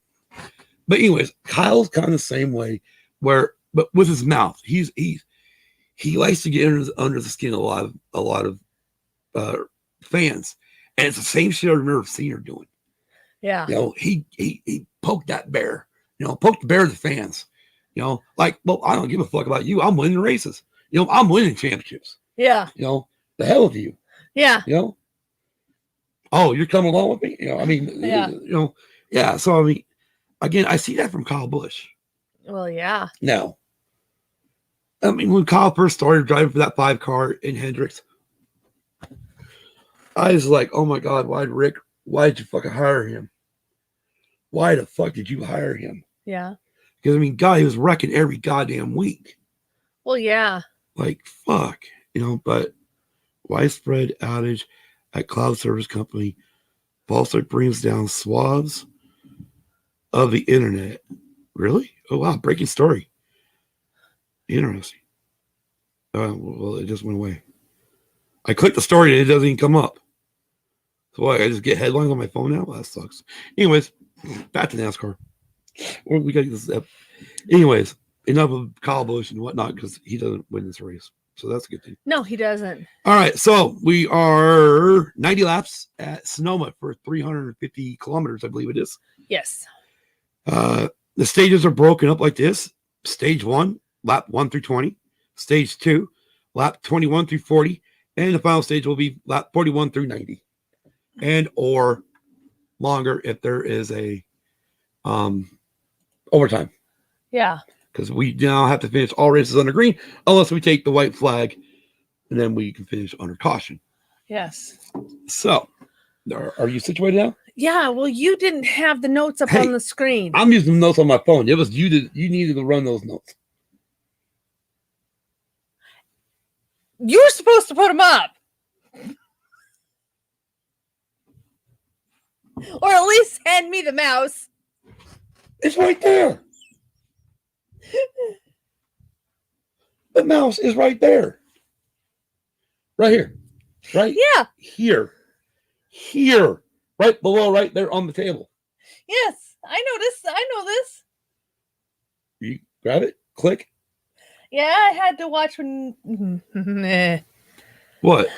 Because I didn't want to grab it while you were I'm looking at this. I know, but I didn't want to grab it while you were putting the chat up. We're fine with the chat. And I got to click that so I can make sure to click the chat. So that's what gets me in trouble. All right. So, anyways, and obviously because we did not have practice or qualifying, we had to have a competition caution. Why do I think a competition caution is going to cause another fucking rant? Because it might. I'm just. We didn't talk about no competition caution rants. Well, I knew we had the Pirelli rants, but I didn't know we were going to have a competition caution rant. Yeah. Holy shit. Triple rant in one show? Woo! Yeah. This could get exciting. All right. So, lap 1 through 20. Green flag happens. Yeah, not much excitement. They run double file up through about turn 3, and then it pretty much single files out. Yeah. Nobody's really doing anything exciting except for Martin Truex Jr. Yeah. With it by lap 7, he had moved up. He started lap 9. He started 19th. Yes, he in did. The race, and by lap 7, he was up in the top 10. He was. So again, a favorite to win this race. Yes. Which happens to be Kim's driver. Yes. Which at that point, Scott. No, I don't do that anymore. I used to. I used to wish your driver to hit the wall. I know. I did too. Hit the wall, hit the wall, hit the wall. Damn it. Yeah, I know. Don't win no fucking race. Blow up. I know. Anyways, it's always fun in this house. It is. Just like when Tom Brady was with the Patriots. Somebody hit him, kill him, knock him out. And I'd always say no. That's why we're just going to pump the brakes real quick, just for the fucking fun of it. Because I love doing this. This is my favorite thing to do ever with sports.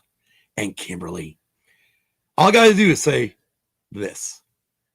New York Giants.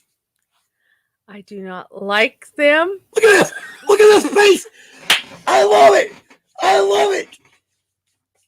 Hey, they were. What's wrong, Kim? Are you upset that Eli Manning and Tom Coughlin owns your fucking team? Yes. I love it. Oh, we're going to have an undefeated. Okay. Oh, we need to do that. We need to do that. Track and play. G-Man. Kel. Oh, it's okay, Kel. I love it. I love it. I do this every fucking time, too. I'll even turn on NFL Network when they're re-showing the fucking game. 18-1 giant lie. Right on. Oh, damn. I went off that day. Oh God, I wish we were doing podcasts back then. Oh my God, that would have been fun as hell. I get just as bad and loud as Kim during football season. Don't worry, Kel, so do I. It's all good, bragging, buddy. It's all good. He said sorry. LOL. Oh no, that's fine. No, hey, you really got your hair all fucked up. What'd you do? What's wrong? My feet are starting to hurt. Why are they hurting? Look at them. What am I looking at? See how big they are? Oh. See how big they are? Okay. All right, well, let's get on with the race. And when I'm setting down at the lowest... Hey, I can get this going real quick. So, lap 10, we have a competition caution. God! I hate those competition cautions. They're unnecessary, uncalled for, and stupid. I mean, what is the issue with having practice and qualifying instead of doing it the way they're doing it? What is the issue, NASCAR? I mean, it was fine and dandy last year, but come on, let's have these guys qualify. Let's have these guys practice. But no, why? Why throw a damn competition caution? Well, at least they're not going, whoo, Who? I mean, it's stupid. It's unnecessary, and it's ridiculous. Go ahead. God damn. Oh, well, fuck. We get to end of end of lap 20. I gotta go find this photo because I don't think I have it. I don't think I have it up. Oh, maybe. Do I got stages on here? Yeah, I do. All right, cool. Stage 1. There we go. Top 8. Oh, wait. There we go. Top 10. Oh, God damn, Kim. So we get to lap 20, up to lap 10, and Kel's giving me a go, Kim, again. Oh, God. Well, it's stupid. It is freaking stupid. Keep going. Keep going. While you're going, I'm gonna pull something up real quick. It's ridiculous. It's stupid. Without hopefully dropping every goddamn CD over here. I just don't. I mean, come on. Let these guys practice. Let these guys qualify instead of taking it and doing however the hell they work this to have everybody have pole. And it's like, really? Just, and this track we hadn't been to since 2019. Give them a chance to get used to it again. Give them a chance to qualify. Give them a chance to show what they need, what they can with their cars. Instead of just sitting there, oh, well, this is how you're going to line up because this is how we're going to do it because we're going off of certain points. It's like bullshit. And then fucking throw a competition caution, which is bullshit. Oh, yeah, we haven't gone over how they set the field. No. Because I don't even understand how they set the field. I don't either. It's based on fucking points. Yeah. Based on your previous race finishing positions. Yeah. There's some fucking weird ass calculation that NASCAR was doing to set the field for technically qualifying. Yeah, and it's stupid. Anyway, so nothing. I mean, the only thing that happened in Go ahead. stage 1 was a competition caution in lap 10, and Martin Truex was moving his ass up through the field. So by the time, and then we had pit stops, and some teams pitted, some teams didn't. At the end of stage 2, now with stage racing, you have to end with 2 laps to go. The pit road is closed. That's another thing I have a problem with. Why? Because they're going to close it at 2 laps. You know, yeah. I understand that. But what if you have a tire blowout and you can still go down pit road? But don't you get penalized for it? Yes, you get penalized for it. Which I think is stupid. Because you can't run around an oval or a street course with a flat tire. I mean, you're putting yourself and the rest of the drivers in danger. Right. So they get but what's the penalty for doing it? What is it? Tail end of the longest line. I understand that it's just tail end of the longest line, but if you're sitting there up in 4th and 5th and you blow a tire, pit road is closed, you have to go to the tail end of the longest line. You got to work your way back up to the field, which they should be good at because they are at the top elite of their job, their racing career. They are the elite drivers of the racing career. So yes, they should be able to go from the back to the front. But I'm just saying that penalty is kind of unfair because hold it. Time the fuck out. Pump the damn brakes for a minute. Good Lord, you taking breaths in there? Yes. Jesus. All right, hold on a minute. I understand what you're saying, but let me ask you a question. Person gets a flat fucking tire. Are they staying in 4th place? No, they're not staying in 4th place. Where are they fucking going? They're going to end up having to pull off to the end, to the side of the course somewhere and go to the back, but I'm just saying. They're going to the back regardless. I know, but I'm just saying. They shouldn't get penalized for going on. Is it really a penalty when you're already in the fucking back? No, but I'm just saying. A penalty would be NASCAR holding your ass for a fucking lap. Well, yeah, I know. Or making you do a drive-through. Yeah, when it goes back green. Yeah. But it's really not a fucking penalty if you think about it. It just sounds good for the comment. It just sounds good for NASCAR to say, such and such car got to go to the back of the pack for pitting while the pit road was closed. Pitting too early is what they call it. Oh, yeah, pitting too early. Yeah, pitting too early. So again, they're already going to go. I mean, even if they didn't close pit road, right? And they pitted because they had a flat tire. Where are they coming out at?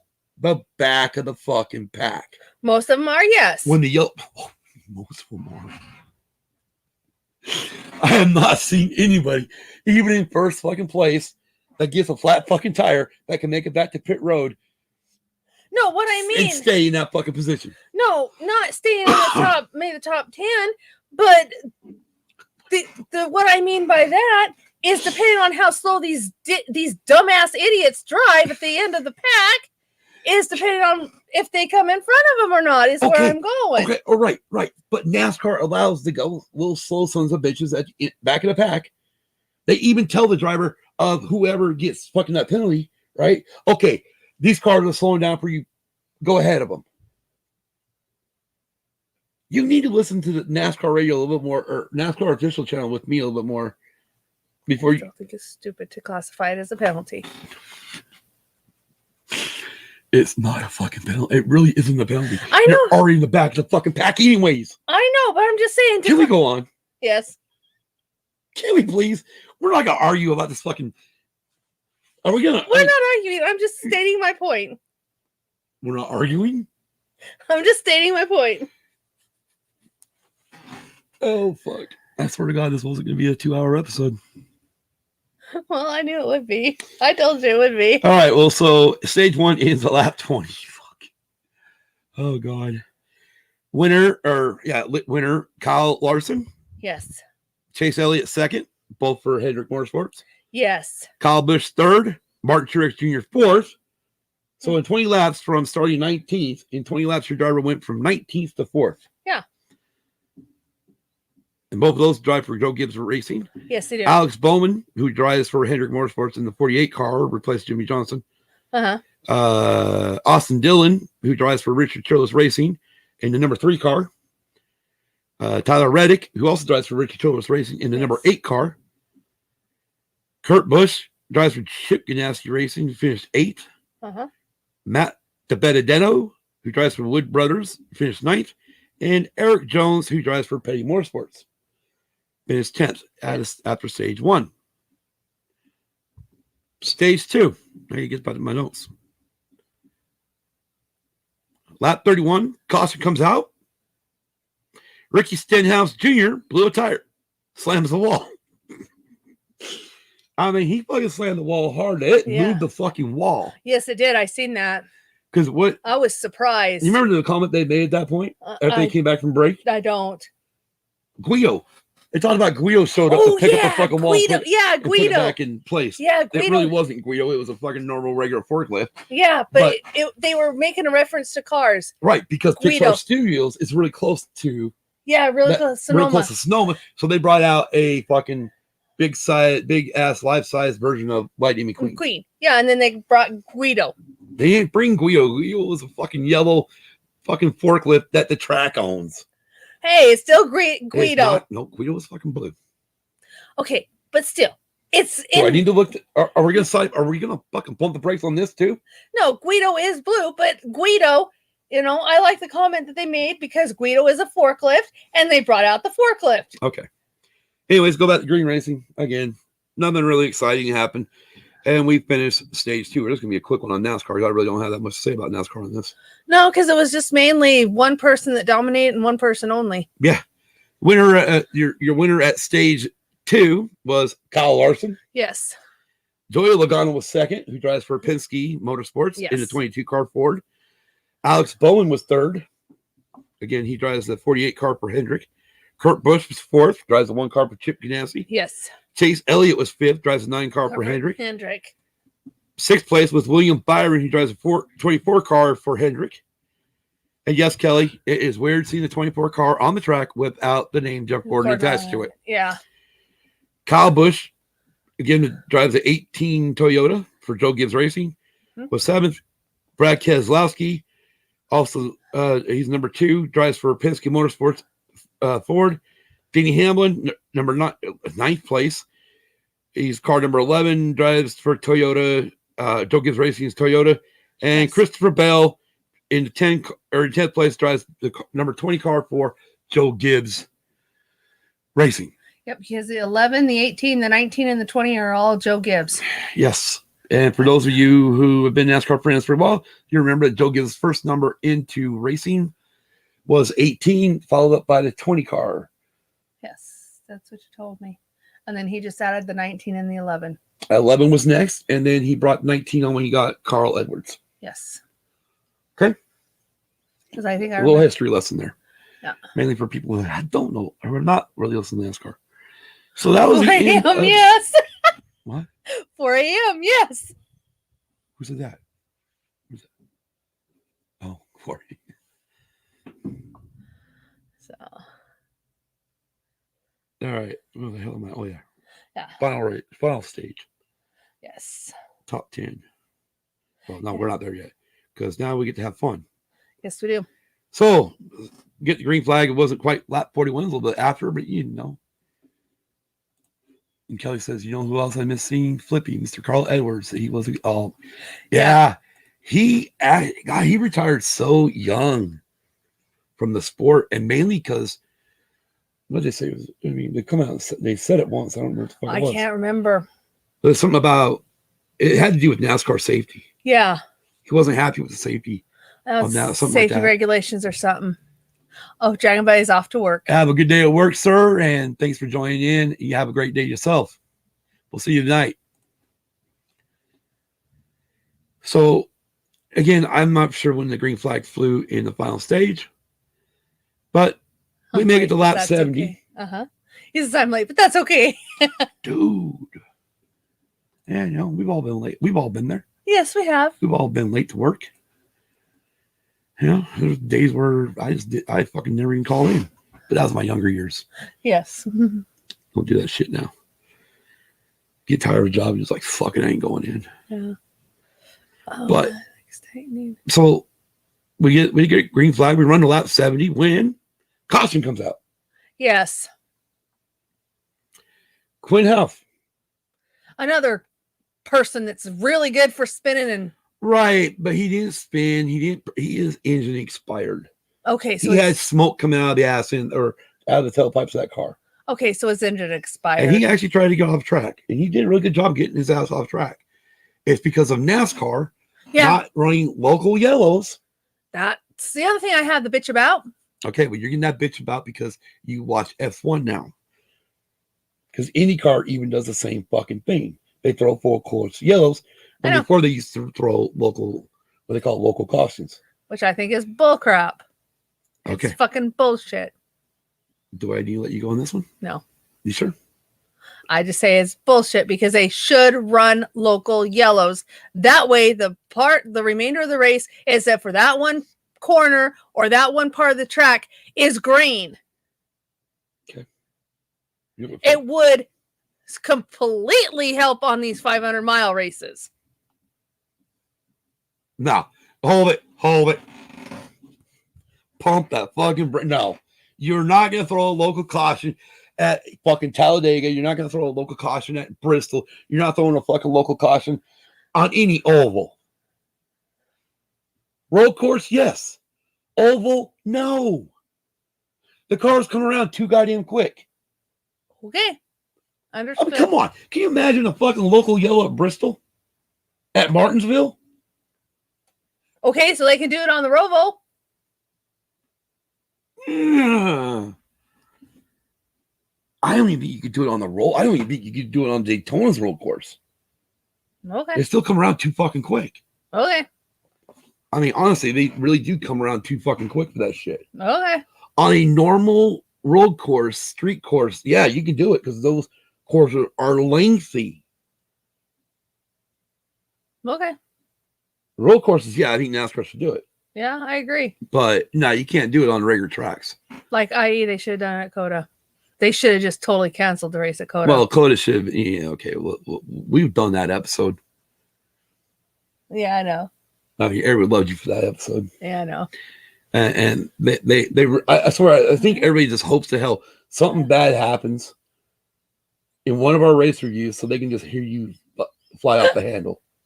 I know. I mean, this can become a normal thing, you know, almost like we need a fucking meme of Kim fucking just, and it says, fuck this rate, or some shit like that.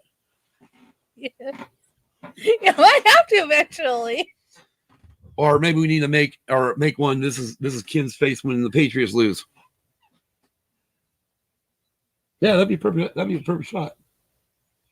You imagine that on a shirt, your face right in the middle of a shirt, and it says, "My look when the Patriots lose," and on the back say "used and abused." Wish you could do that. Oh God, sorry. I wish, real quick, another pump the brakes, the sidebar moment. I wish you could do that on TeePublic. Yeah. I wish you could put fucking shit on the back. Yeah. Because I would love to, do something like that or some type of designs where I could put use and abuse on the back. Yeah. I also like it if we could fucking, if you could get like a polo shirt and have like my name, use and abuse staff. Yeah. Use and abuse pod staff. Yeah. That's so important. Oh, yes. We can have that. You get one too. Oh, okay. And then, of course, we'd have to make up one for Kelly too. Yes, we would. I mean, she is our moderator on YouTube. Yes, she is. So, I mean, she would be using abuse staff. Yes, she would. Which is not going to, after what Dave, God, I honestly, Kelly, I do not know how you're up. I really don't. After this last week, jeez. Plus, you had a great this and that. Yeah. The only thing I think I would have changed on the this and that, and this is just critique. It was a great this and that. I enjoyed it. But the one thing I think I would have changed, just done differently, would have been Bon Jovi versus Def Leppard. Yeah. Just to see what the outcome of that would be. Yeah. I mean, Whitesnake, again, they're a good band. Unfortunately, yes. I believe Def Leppard spanked Whitesnake's ass. I think so. But I would love to see it more like, or Poison versus Def Leppard or Susan Insomniac. I had my 4 hours of sleep. I'm good. Got it. Okay. Wow. I do that once in a while too. Yes, you do. Or I'll do 48 hours of no sleep and then sleep for about 12 hours. Hours, yeah. All right. So anyways, Quinn Hop, again, he expired. Brad at lap 70. Brad Keselowski pissed just before pit road closes with precaution. However, an advantage he had was a race with a pit crew member over the wall too soon, resulting in a penalty to Brad K. He'll restart in last per penalty. Would have restarted in a second. The two pit crew went from heroes to zeros. How? What? Was there no communication? Or was the pit? No. What happens? Or did the pit crew member just jump the gun? He jumped the gun. He jumped the gun. He jumped the gun. He either fell off the fucking, partially started falling off the wall. Okay. Or he just stepped out a second too soon. Okay. That's what I said. Well, the pit crew went from heroes to zeros. Yeah. Well, the thing is I understand that because that's dangerous pit road. That's the reason why they eventually had to get everybody to wear helmets. Right. And I've seen people get ran over. But I was just wondering, there's got to be communication saying stay on the wall. Okay, I've got to go to, I just realized I put in this thing to look at photos. So now, of course, I got to look at photos past the rap list. Yes. I sent to Kel. Yes. All right. Anyways, all right. So we went back green. We again, so that was lap 70. We probably went green barely a lap. Yeah. And caution comes back out at lap 6. There you go. So we got laundry going, took pork chops out of the freezer, meal plan, made a shopping list. Now I'm deadheading the flowers on the deck. Sweet. Busy. She is busy. So at lap 76, there was a wreck at turn 1. Corey LaJoy. Oh, who the fuck wrecked who here? Oh, turn 11 is the last turn on this track. Yeah. Before going back to start finish line. Ross Chastain got hit from behind by Corey LaJoy. Oh my gosh. Which then collected Kevin Harvick, William Byron, Alex Bowman. Oh my gosh. What? Coach Vassell died, former head coach of the New York. Vassell. Holy fuck. Holy shit. All right, breaking news. Yeah, breaking news. Damn. Coach, oh my God, Coach Fossil. Fossil. Yeah, Coach Fossil. Damn.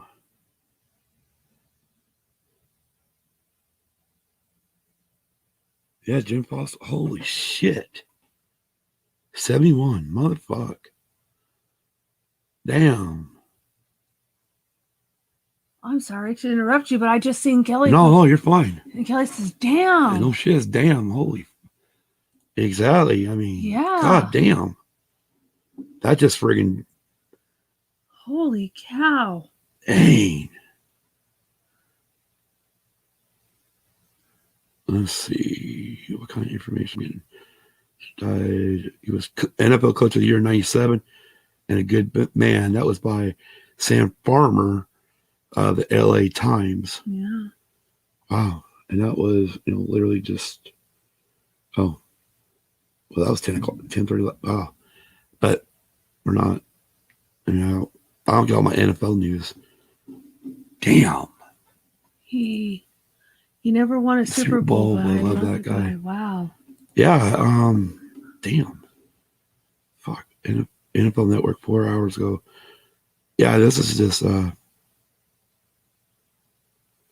so Fossil's son, John, confirmed his father's death to Sam Farmer of the Los Angeles Times on Monday night. According to the LA Times, Fossil, who lived in Las Vegas, was experiencing chest pains on Monday, was taken to a local hospital. Fossil died of a heart attack while under sedation, his son said.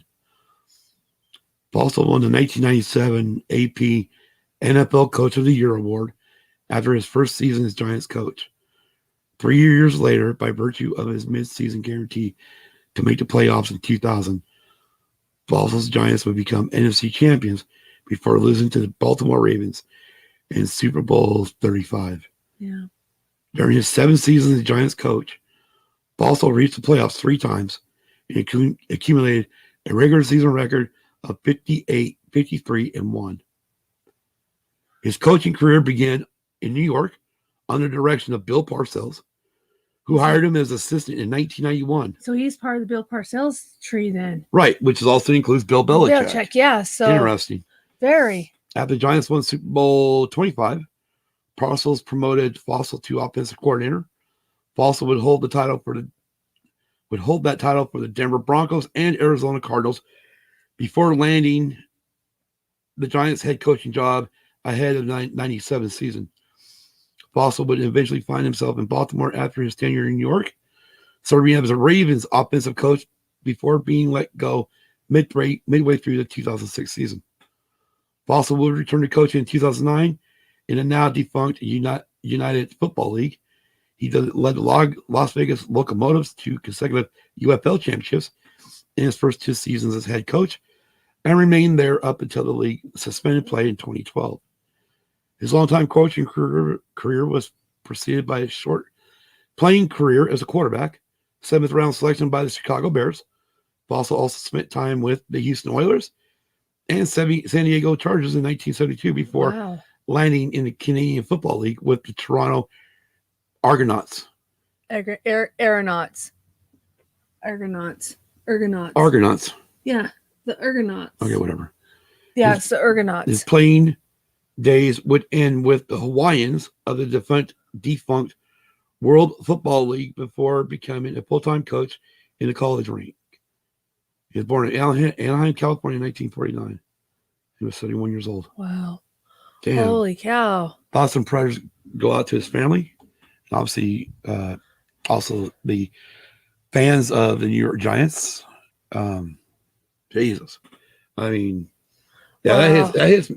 I mean, I hate saying it, I'm not a Giants fan. That hits me. Because, I mean, I remember Jim Fossil. Yeah. I mean, it hits me just like it hit, like losing Bill Walsh, Yeah.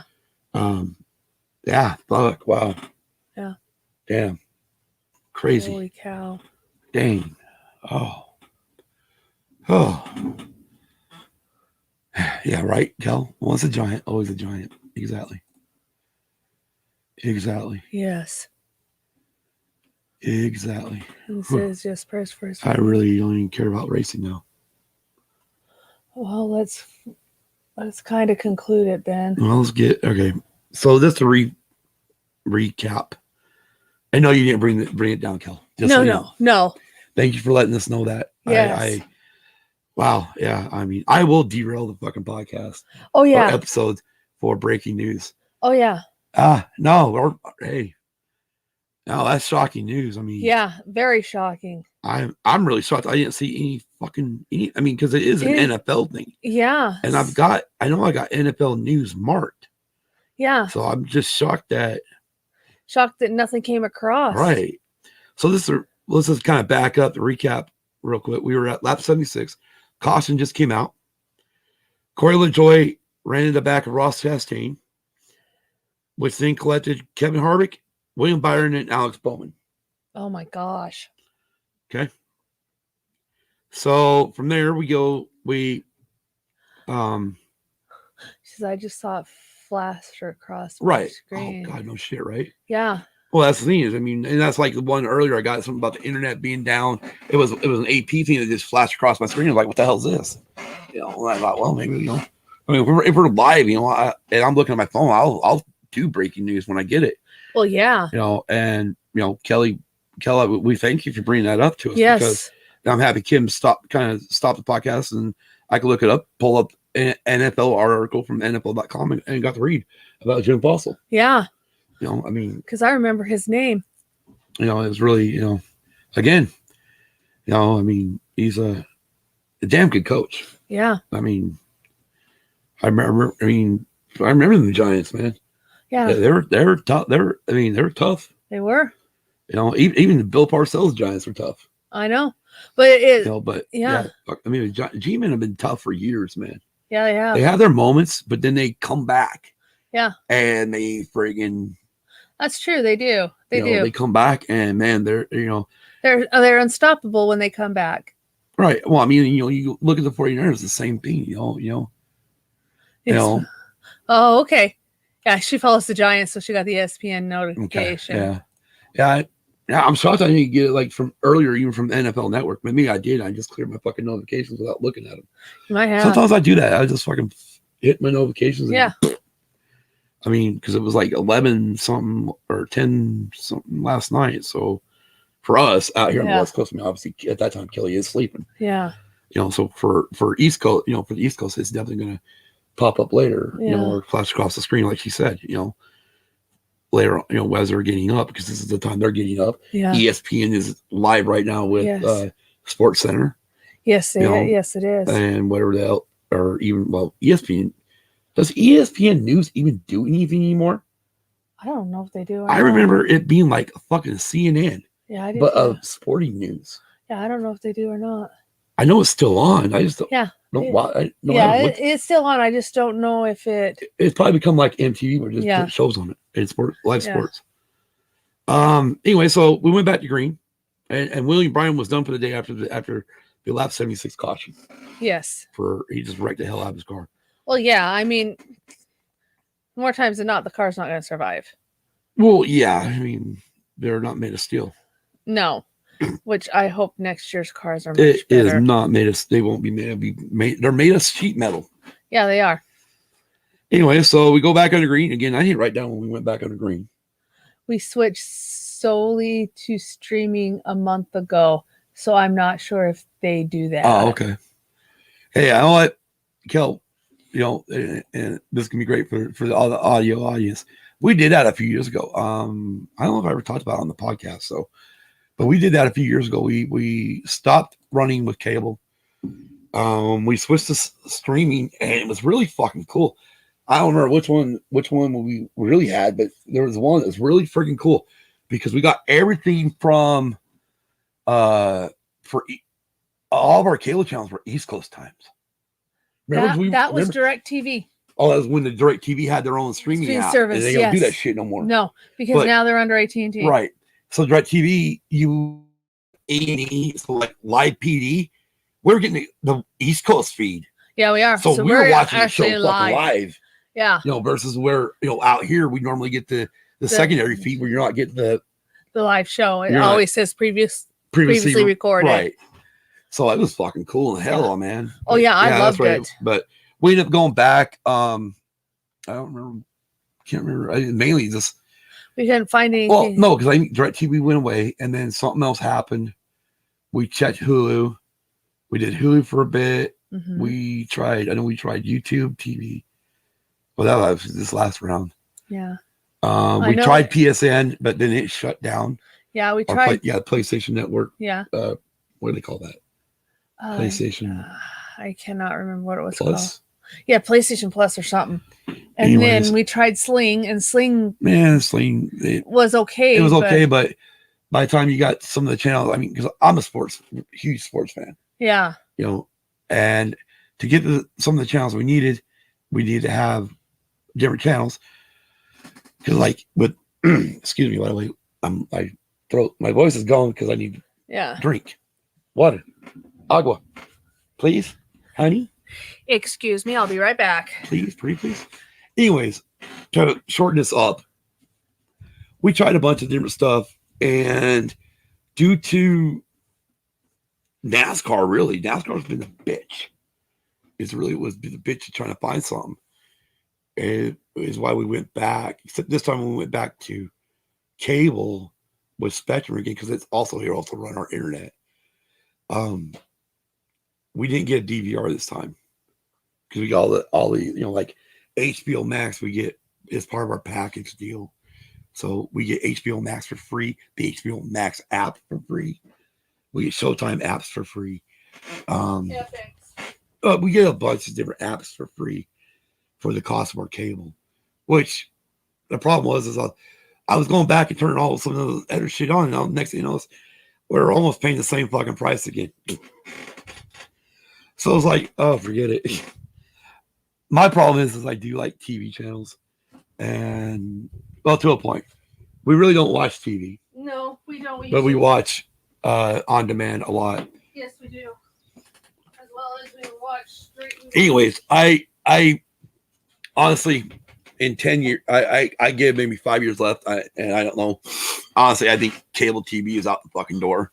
I think DirecTV, and also Dish Network are going to be out the door. I really don't foresee a cable television running much longer in the homes. I really don't, because of the generation where we're into now with streaming. Well, yeah. It's easier to stream between even just Netflix, Disney, and plus Hulu. The only thing I like about the ESPN now, this is where I get pissed with ESPN app, or the Disney owned ESPN app, is you get ESPN Plus, but if you don't have a package that gives you ESPN, ESPN2, ESPN News, even on streaming, you don't get those channels with paying that extra bundle price with Hulu and Disney Plus, which is asinine. Well, yes, I agree with that. I mean, we should be able to get the regular fucking ESPN channels. Well, yeah. I mean, charge, if you want to charge us fucking $10 a month, do it. Yeah. Well, yeah. But with streaming, people watch what they want. Can pick what they want. Well, right. But I mean, honestly, if we could get ESPN that way. Right? Yeah.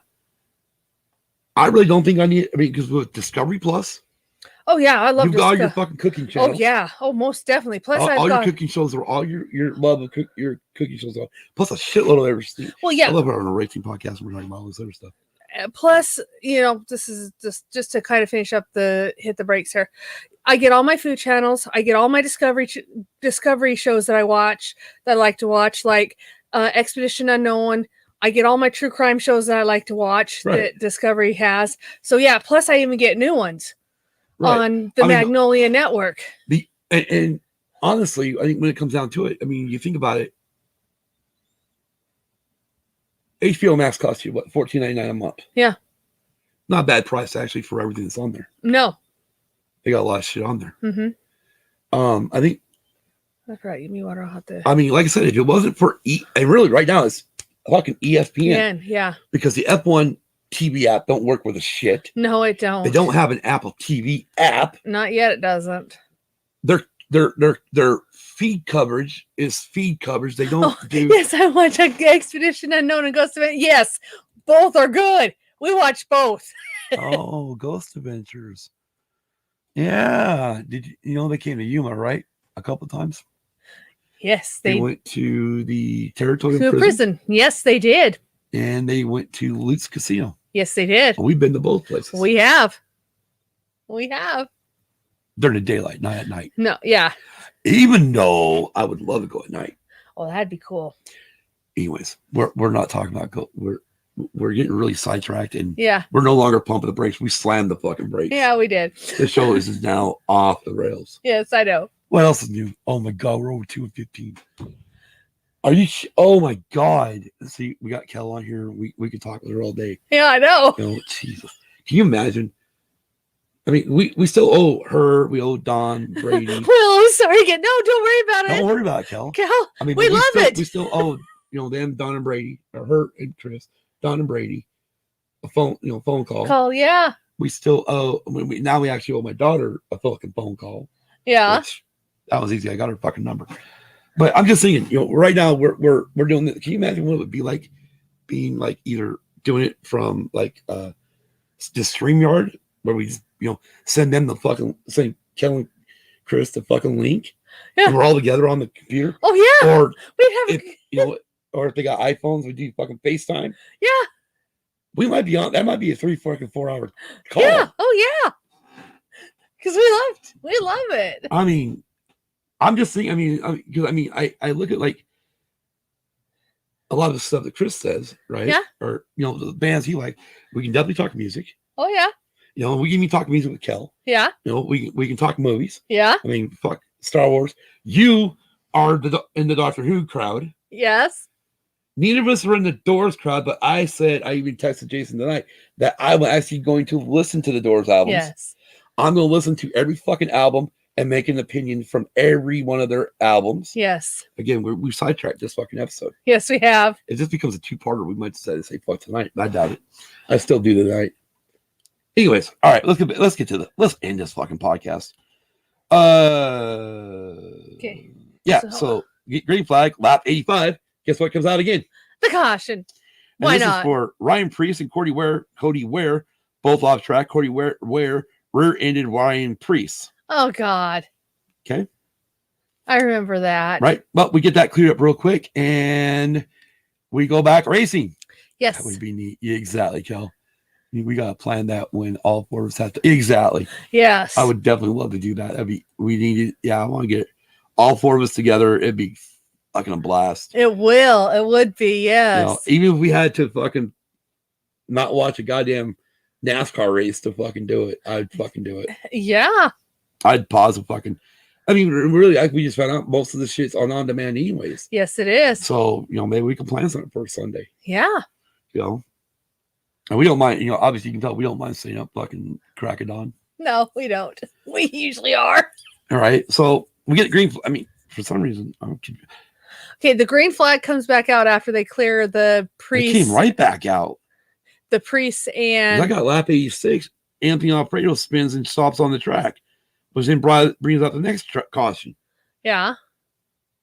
But it came back out, and we ran for a little bit. Yeah, they went like 3 or 4 fucking. Yeah, went 3 or 4. Pretty much we went into what they call now NASCAR overtime. Yeah. Now, what this means is NASCAR has promised the fans that it will not finish a race under caution unless absolutely necessary. The caution comes out with 1 lap to go. Yes. Maybe we can figure out how to watch the race together. Yes, maybe we could. Good idea. That would be fucking cool. Yes. Yeah, that would be fucking cool. I know right now, most of NASCAR stuff is on regular Fox or Fox Sports 1 or FS1. Yes. But doesn't it change over here pretty quick? To NBC? Yeah, in July. Yeah. So we've got, I think this is the last month for it. Which then it'll be on NBC and NBCSN. Yeah, I thought so. What we could always do, though? What? I better not say this over a live broadcast. No, we'll talk about it offline. I better not. No, because this is like hell of fun. I mean, it'd be cool. It'd be funny or awesome to do. But I don't want to say it over online. Okay, that's fine. Yeah, we'll figure something out. Yes, we'll figure something out. Definitely we'll figure something out. Definitely we will. Definitely figure something out. Yes. So anyways, we go to NASCAR overtime. Again, that extends the race until the white flag is thrown. And after that, if the caution comes out, the race is over. It's over. So Kyle Larson wins the race, leading 57 laps of the 92 laps ran. Yes, so he Pretty much dominated it. Dominated this race and dominated the week before at Coke 600. Yes, he did. Which go ahead. Then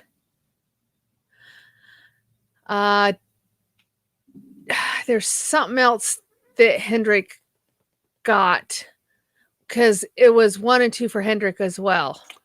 We're gonna go over that. I can't remember the exact. I forgot to write that shit down. Anyway, so your top 10 will be Kyle Larson for Hendrick Motorsports, Chase Elliott for Hendrick Motorsports. They tied a record that had not been tied since 1956 with 4 1-2 finishes by one team in consecutive races. Yes, that's what it was. And it's a record that's been tied. And the last time it was done was 1956. Yes. And if you look at it, Kyle Larson wasn't even the one that was supposed to be the dominating car. It was supposed to be. They were all talking about Chase Elliott. Yeah, Chase Elliott. The whole race. Yeah, the whole race, because Chase Elliott has practically dominated all road courses. Chase has become the Jeff Gordon of road course racing. Yes, he has. Which is kind of ironic if you think about it. But then again, it's not right ironic. You know why I say it's not ironic? Because wasn't his dad a good road course driver? No, not really. I mean, he won a race on a road course. But anyway, Bill Elliott wasn't known for the road courses. Okay. At least I don't remember him being known for road courses. Now, let's pump the brakes one more time. Okay. On Hendrick Motorsports. Okay. Rick Hendrick, quote, owns Hendrick Motorsports. Yes, he does. Not fully. That's full. There's a silent partner. There is a silent partner. And he's not really a silent partner because everybody knows that this man is going to take over the team when Rick Hendrick dies. And that is Jeff Gordon. Yep. So you tell me, let me ask you this question, Kim. You think Chase Elliott being really good at road courses is a fluke or is ironic or just one of those things that he got lucky at? No, I think. Or do you think he had help from a 4-time NASCAR Cup champion? I think he had help. I think he was actually talking to Jeff. Oh, I think Jeff worked with him. I'm warming up to Chase. Yep. Yeah. Chase, yes, even Jeff has mentioned on I can't remember where it was, but he's mentioned that he's not ready for it yet. No, but he knows that eventually he will be. Yeah. You know, and everybody at that company knows that. Oh yeah. I mean, that will be Jeff Gordon. Yeah, I mean he's part owner of it. Well, he's actually the reason why Jimmy Johnson came to Hendrick Motorsports. Yeah, because he campaigned for him. Yeah, he did. He's like, Rick, we need to sign this guy. Yeah. God damn it. 7 championships later. I think he had help too, especially since Chase took over the 24 for Jeff. Right. Originally, Chase was driving the 24 car. Yes, Kel. You're right. And then they changed that to the 9 car number for because Bill Elliott ran 9. You know, it's an Elliott family. You know, it's like, yeah. I mean, you know, it's like one of those things where if Junior would have went to Richard Childress Racing, he would have drove the 3 car. We all know that. Yeah. Jeff partially owns Jimmy Johnson. Yeah, he does. He does. But he also he's also a co-owner of Hendrick Motorsports. Yes. And I think that all happened after Ricky Jr. died. Yeah. When Ricky Hendricks died, oh God, what was that, 2005? Probably. Or 3? I don't know. They were flying to Martinsville, and the Hendrick helicopter was, and it crashed. Killed a bunch of fucking people. Most of them were from Hendricks that it killed. And most of them were family members of Rick. And only one was Rick's son. God, I remember that. I just can't remember what year it was. Anyways, so I'm gonna go through this top 10 while Kim's looking this shit up. Okay. All right, never mind. She found it. Okay. He was originally known as Joseph Riddick Hendrick the Fifth. Oh, Ricky. Okay. No, but known Ricky. April 2nd to 1980, and he died October 24th, 2004. 2004. Okay. Was an American stock car racing driver and partial owner of Hendrick Motorsports at NASCAR team that his father Rick Hendrick founded. He was born in Charlotte, North Carolina on April 2nd, 1980, and began his career racing at age 15. He competed in both the Busch Series and the Craftsman Truck Series before his death from an airplane accident on October 24th, 2004. He was killed with 7 other family members and friends during the accident. Right. I know one of them was something to do with Tony Stewart. Yeah. Was like, I can't remember who. It was something that worked for Tony. Kelly puts in the chat, she remembers the arguments when Jimmy used to bump Jeff out of the way to take the wins way back when. Yeah, and one of the ones I was really talking about was Martinsville. One of the Martinsville races, Jimmy did that. And yeah, I remember Chad Canals and Jimmy talked about it after or over the radio. They I think actually, did I go back? No, it was over the radio. They played it. I think it was like on a radioactive thing on NASCAR Race Hub on Fox a couple days later, where Jimmy, you heard Jimmy, or yeah, Chad say, about time you get him. And then you hear Jimmy say, yeah, it's about time I beat that old motherfucker. And I'm like, you know what? That old motherfucker got you a job, bitch. I know, but it's kind of. Oh, I was pissed. Yeah. Yeah, at that moment, I hated Jimmy Johnson. Oh, I know. Oh, that's when my rage. That's when I raged. Yeah. Some interesting news here. What? About Ricky? Mm-hmm.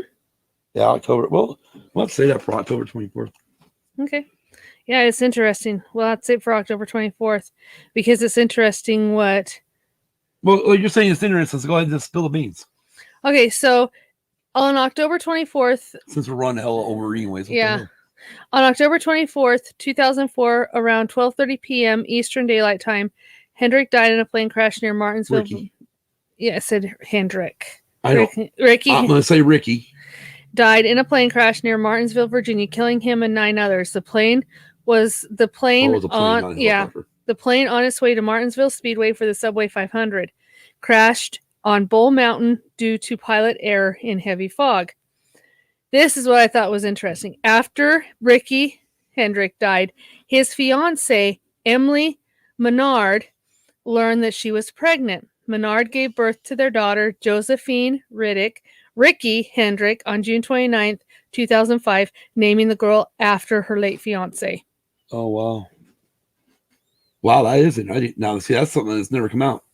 Anyways, the back on the Jimmy Johnson shit. Yes, back on the Jimmy Johnson.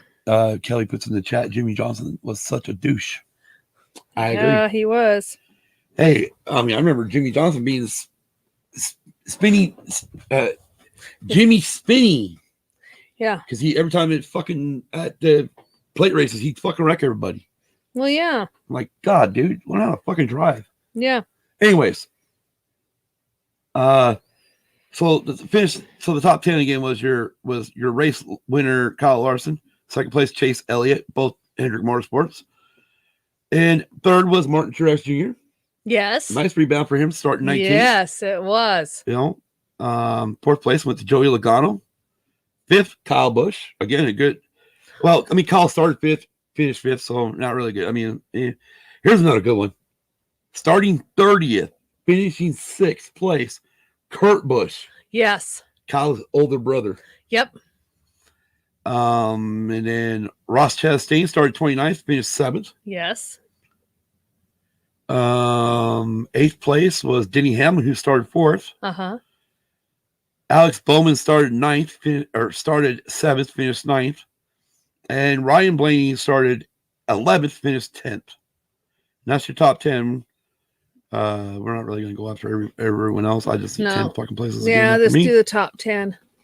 And then, of course, first and second were both also Larson and Elliott. Yeah. And they finished in those same positions. Yes, they did. Luckily, there's no new news or no news. No news. No new news right now. Say that fucking 5 times fast. No, thank you. Yeah. So that was anything else you want to say about Sonoma? No. I got one thing I'd like to say about Sonoma. What? Because of the fact that it is drought out there so much, out there in Yeah. California this time. I like to see us go just a little bit earlier in the season I would. when everything's kind of green. Yeah, when you can see actually the grapes coming out. I want to see the grapes. They're not close enough to show the damn grapes. But the greenery. Okay, if you want grapes coming out, then you're gonna have to wait until fall.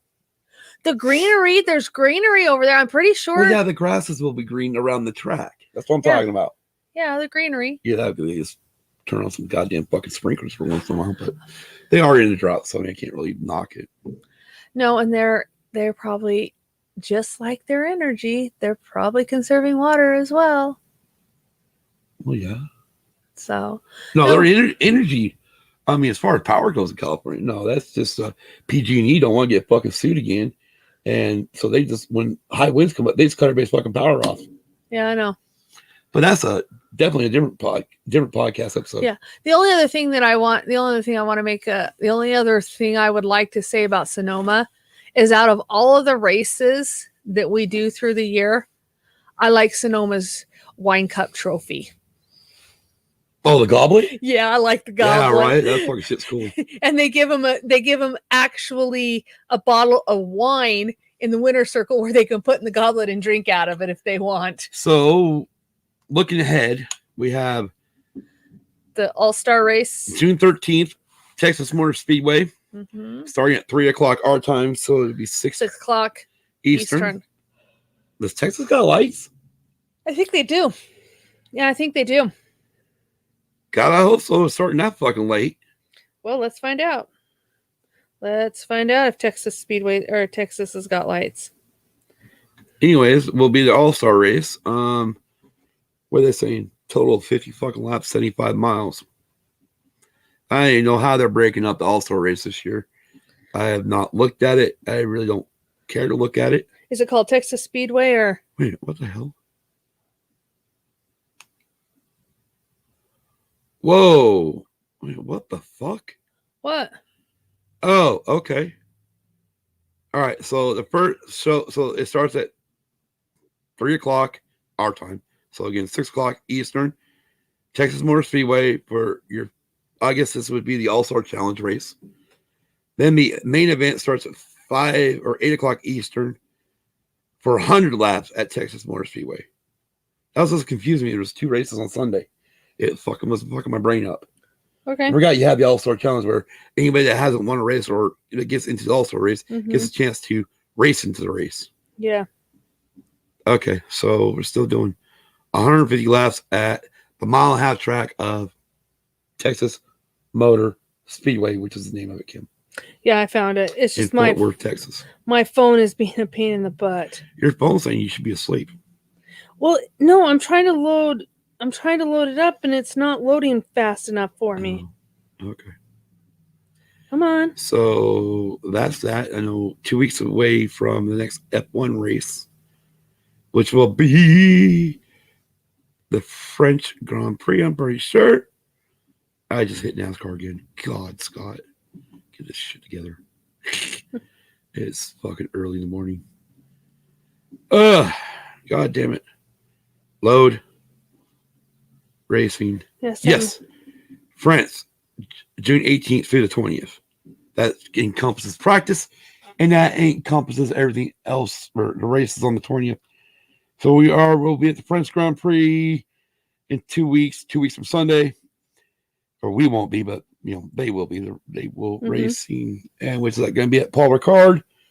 And according to this, the race comes on at 6 a.m. for us here on the West Coast, or Arizona Standard Time, or Mountain Standard Time, because that's what we stay. We don't do daylight bullshit at all. Oh, God. And like Kel says, LOL, yay. Yeah, you guys need to sleep so we can watch you again tonight. Yes. Kim, you're off camera. Oh, I'm here. Yes. I'm just looking here. I found some pictures of it, but I don't see any lights. Yeah, I'm not sure if they got. I'll have to look. I think they do. I think IndyCar races there at night. They do. See, let me pull up. See, I think IndyCar. I think even truck is raced there at night. So yeah, see, there's their lights. They got lights up. Yeah, they got lights. So they have lights. All right, cool. Well, hell, I thought it'd be a great fucking idea. You know, let's just run this motherfucker to the nighttime and let the NASCAR cars run in dark. Oh yeah, why not? They'd have to put lights on them. No, fuck it. No lights. That's right. They don't know how to put big enough lights on there. Oh god. Wouldn't that be the funniest fucking thing ever? We go to Texas Motor Speedway, which is Fort Worth, Texas, really close. You know, not real close to Austin, but close enough to Austin, and it'd be another fucking pour down. Well, they won't race this one. No, they won't. They'll wait. This is the oval. Yeah, this is the oval, so they'll wait on it. Will they wait? I don't know. Or would they cancel it? They might cancel it this time. Because this is just a fucking all-star race. There's no points involved. Yeah, they may cancel it. This is just a race for $1 million. Right. Anyways, it is. Is it real? Oh my God, it's 4:47. Yes, it is. Which means it's 7:47 for Kel. Mm-hmm. She's got a lot of shit to get done. Yes, she does. I think we better let her go. I think we should let her go.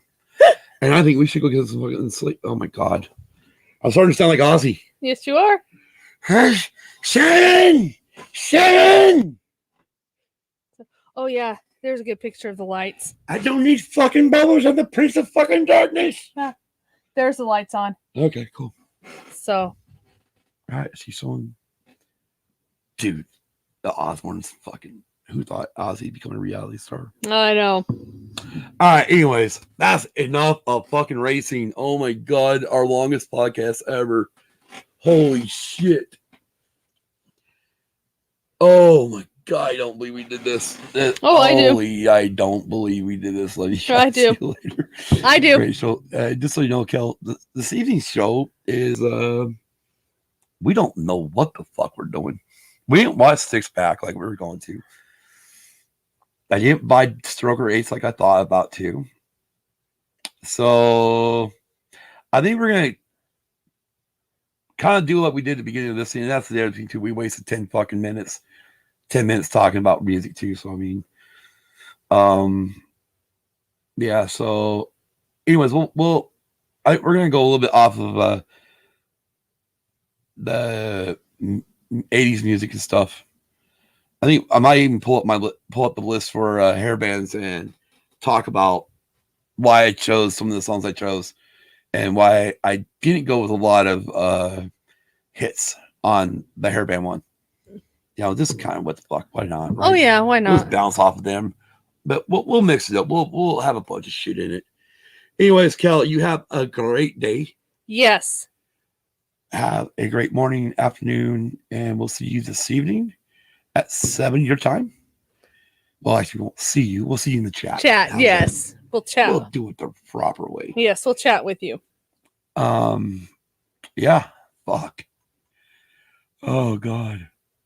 Yes, we can play off. Right, exactly. We can play off each other. Yeah. It'll be a good. It'll be fun. It will be. And you're right. I mean, when you told me the next day was fucking hair bands, I fucking lit up. Yes, he did. I lit up because yes, he did. Those are definitely a lot of my era, my bands, you know. Yes. I mean, this shit, at least I admitted to listening to back then. Yes. A lot of people didn't know I was listening to New Kids and all that other shit, but hey. My best friend did though. He knew what I was listening to. Yeah. But yeah. If you're gonna be, I look at it this way. If you're gonna be in a band, you gotta listen to a lot of music. Yes, you do. But anyways, I think you would. Yeah, but I bet you're shocked by that rap list. Oh, I'm sure she was, especially if I think you put on there. 100, that was like 110 too or something. Yeah. Well, anyways, we'll talk about it tonight. Fuck it. Yes. We're gonna go get some sleep. Kelly, you have a great day and great afternoon, and we will see you and everyone else eventually that gets involved for tonight's show. We'll see everybody tonight because I think Hannah will be. I think they're off, so I think they'll be live in the chat. So, and she says I will listen to the rap. Hey, Dragon Buddy. Right on, man. Have a great day at work, and we'll see you tonight too. And again, what is it? What was that part in oh my god. Oh fuck. Oh god damn it. I can't remember the damn movie. What? Truman Show. Truman Show. Good night. See, like, yeah, because Kelly says good night, Scott, and Kim and Scott, which is good night for us, but it's like, have a great morning, noon, midday, afternoon, evening. I don't. Oh, fuck. I can't I'll remember. have to look it up. I'm gonna have to look for Yeah, that movie and watch the end of it, You will. because there was a special way that fucking Jim Carrey's character said it. Anyways, we're out. We'll see everybody Peace. tonight, late, 7 p.m. Eastern, when we do the who the fuck knows what. What? Maybe that's Yeah. what we'll call it. Yeah, who the fuck Who knows the fuck what? knows what.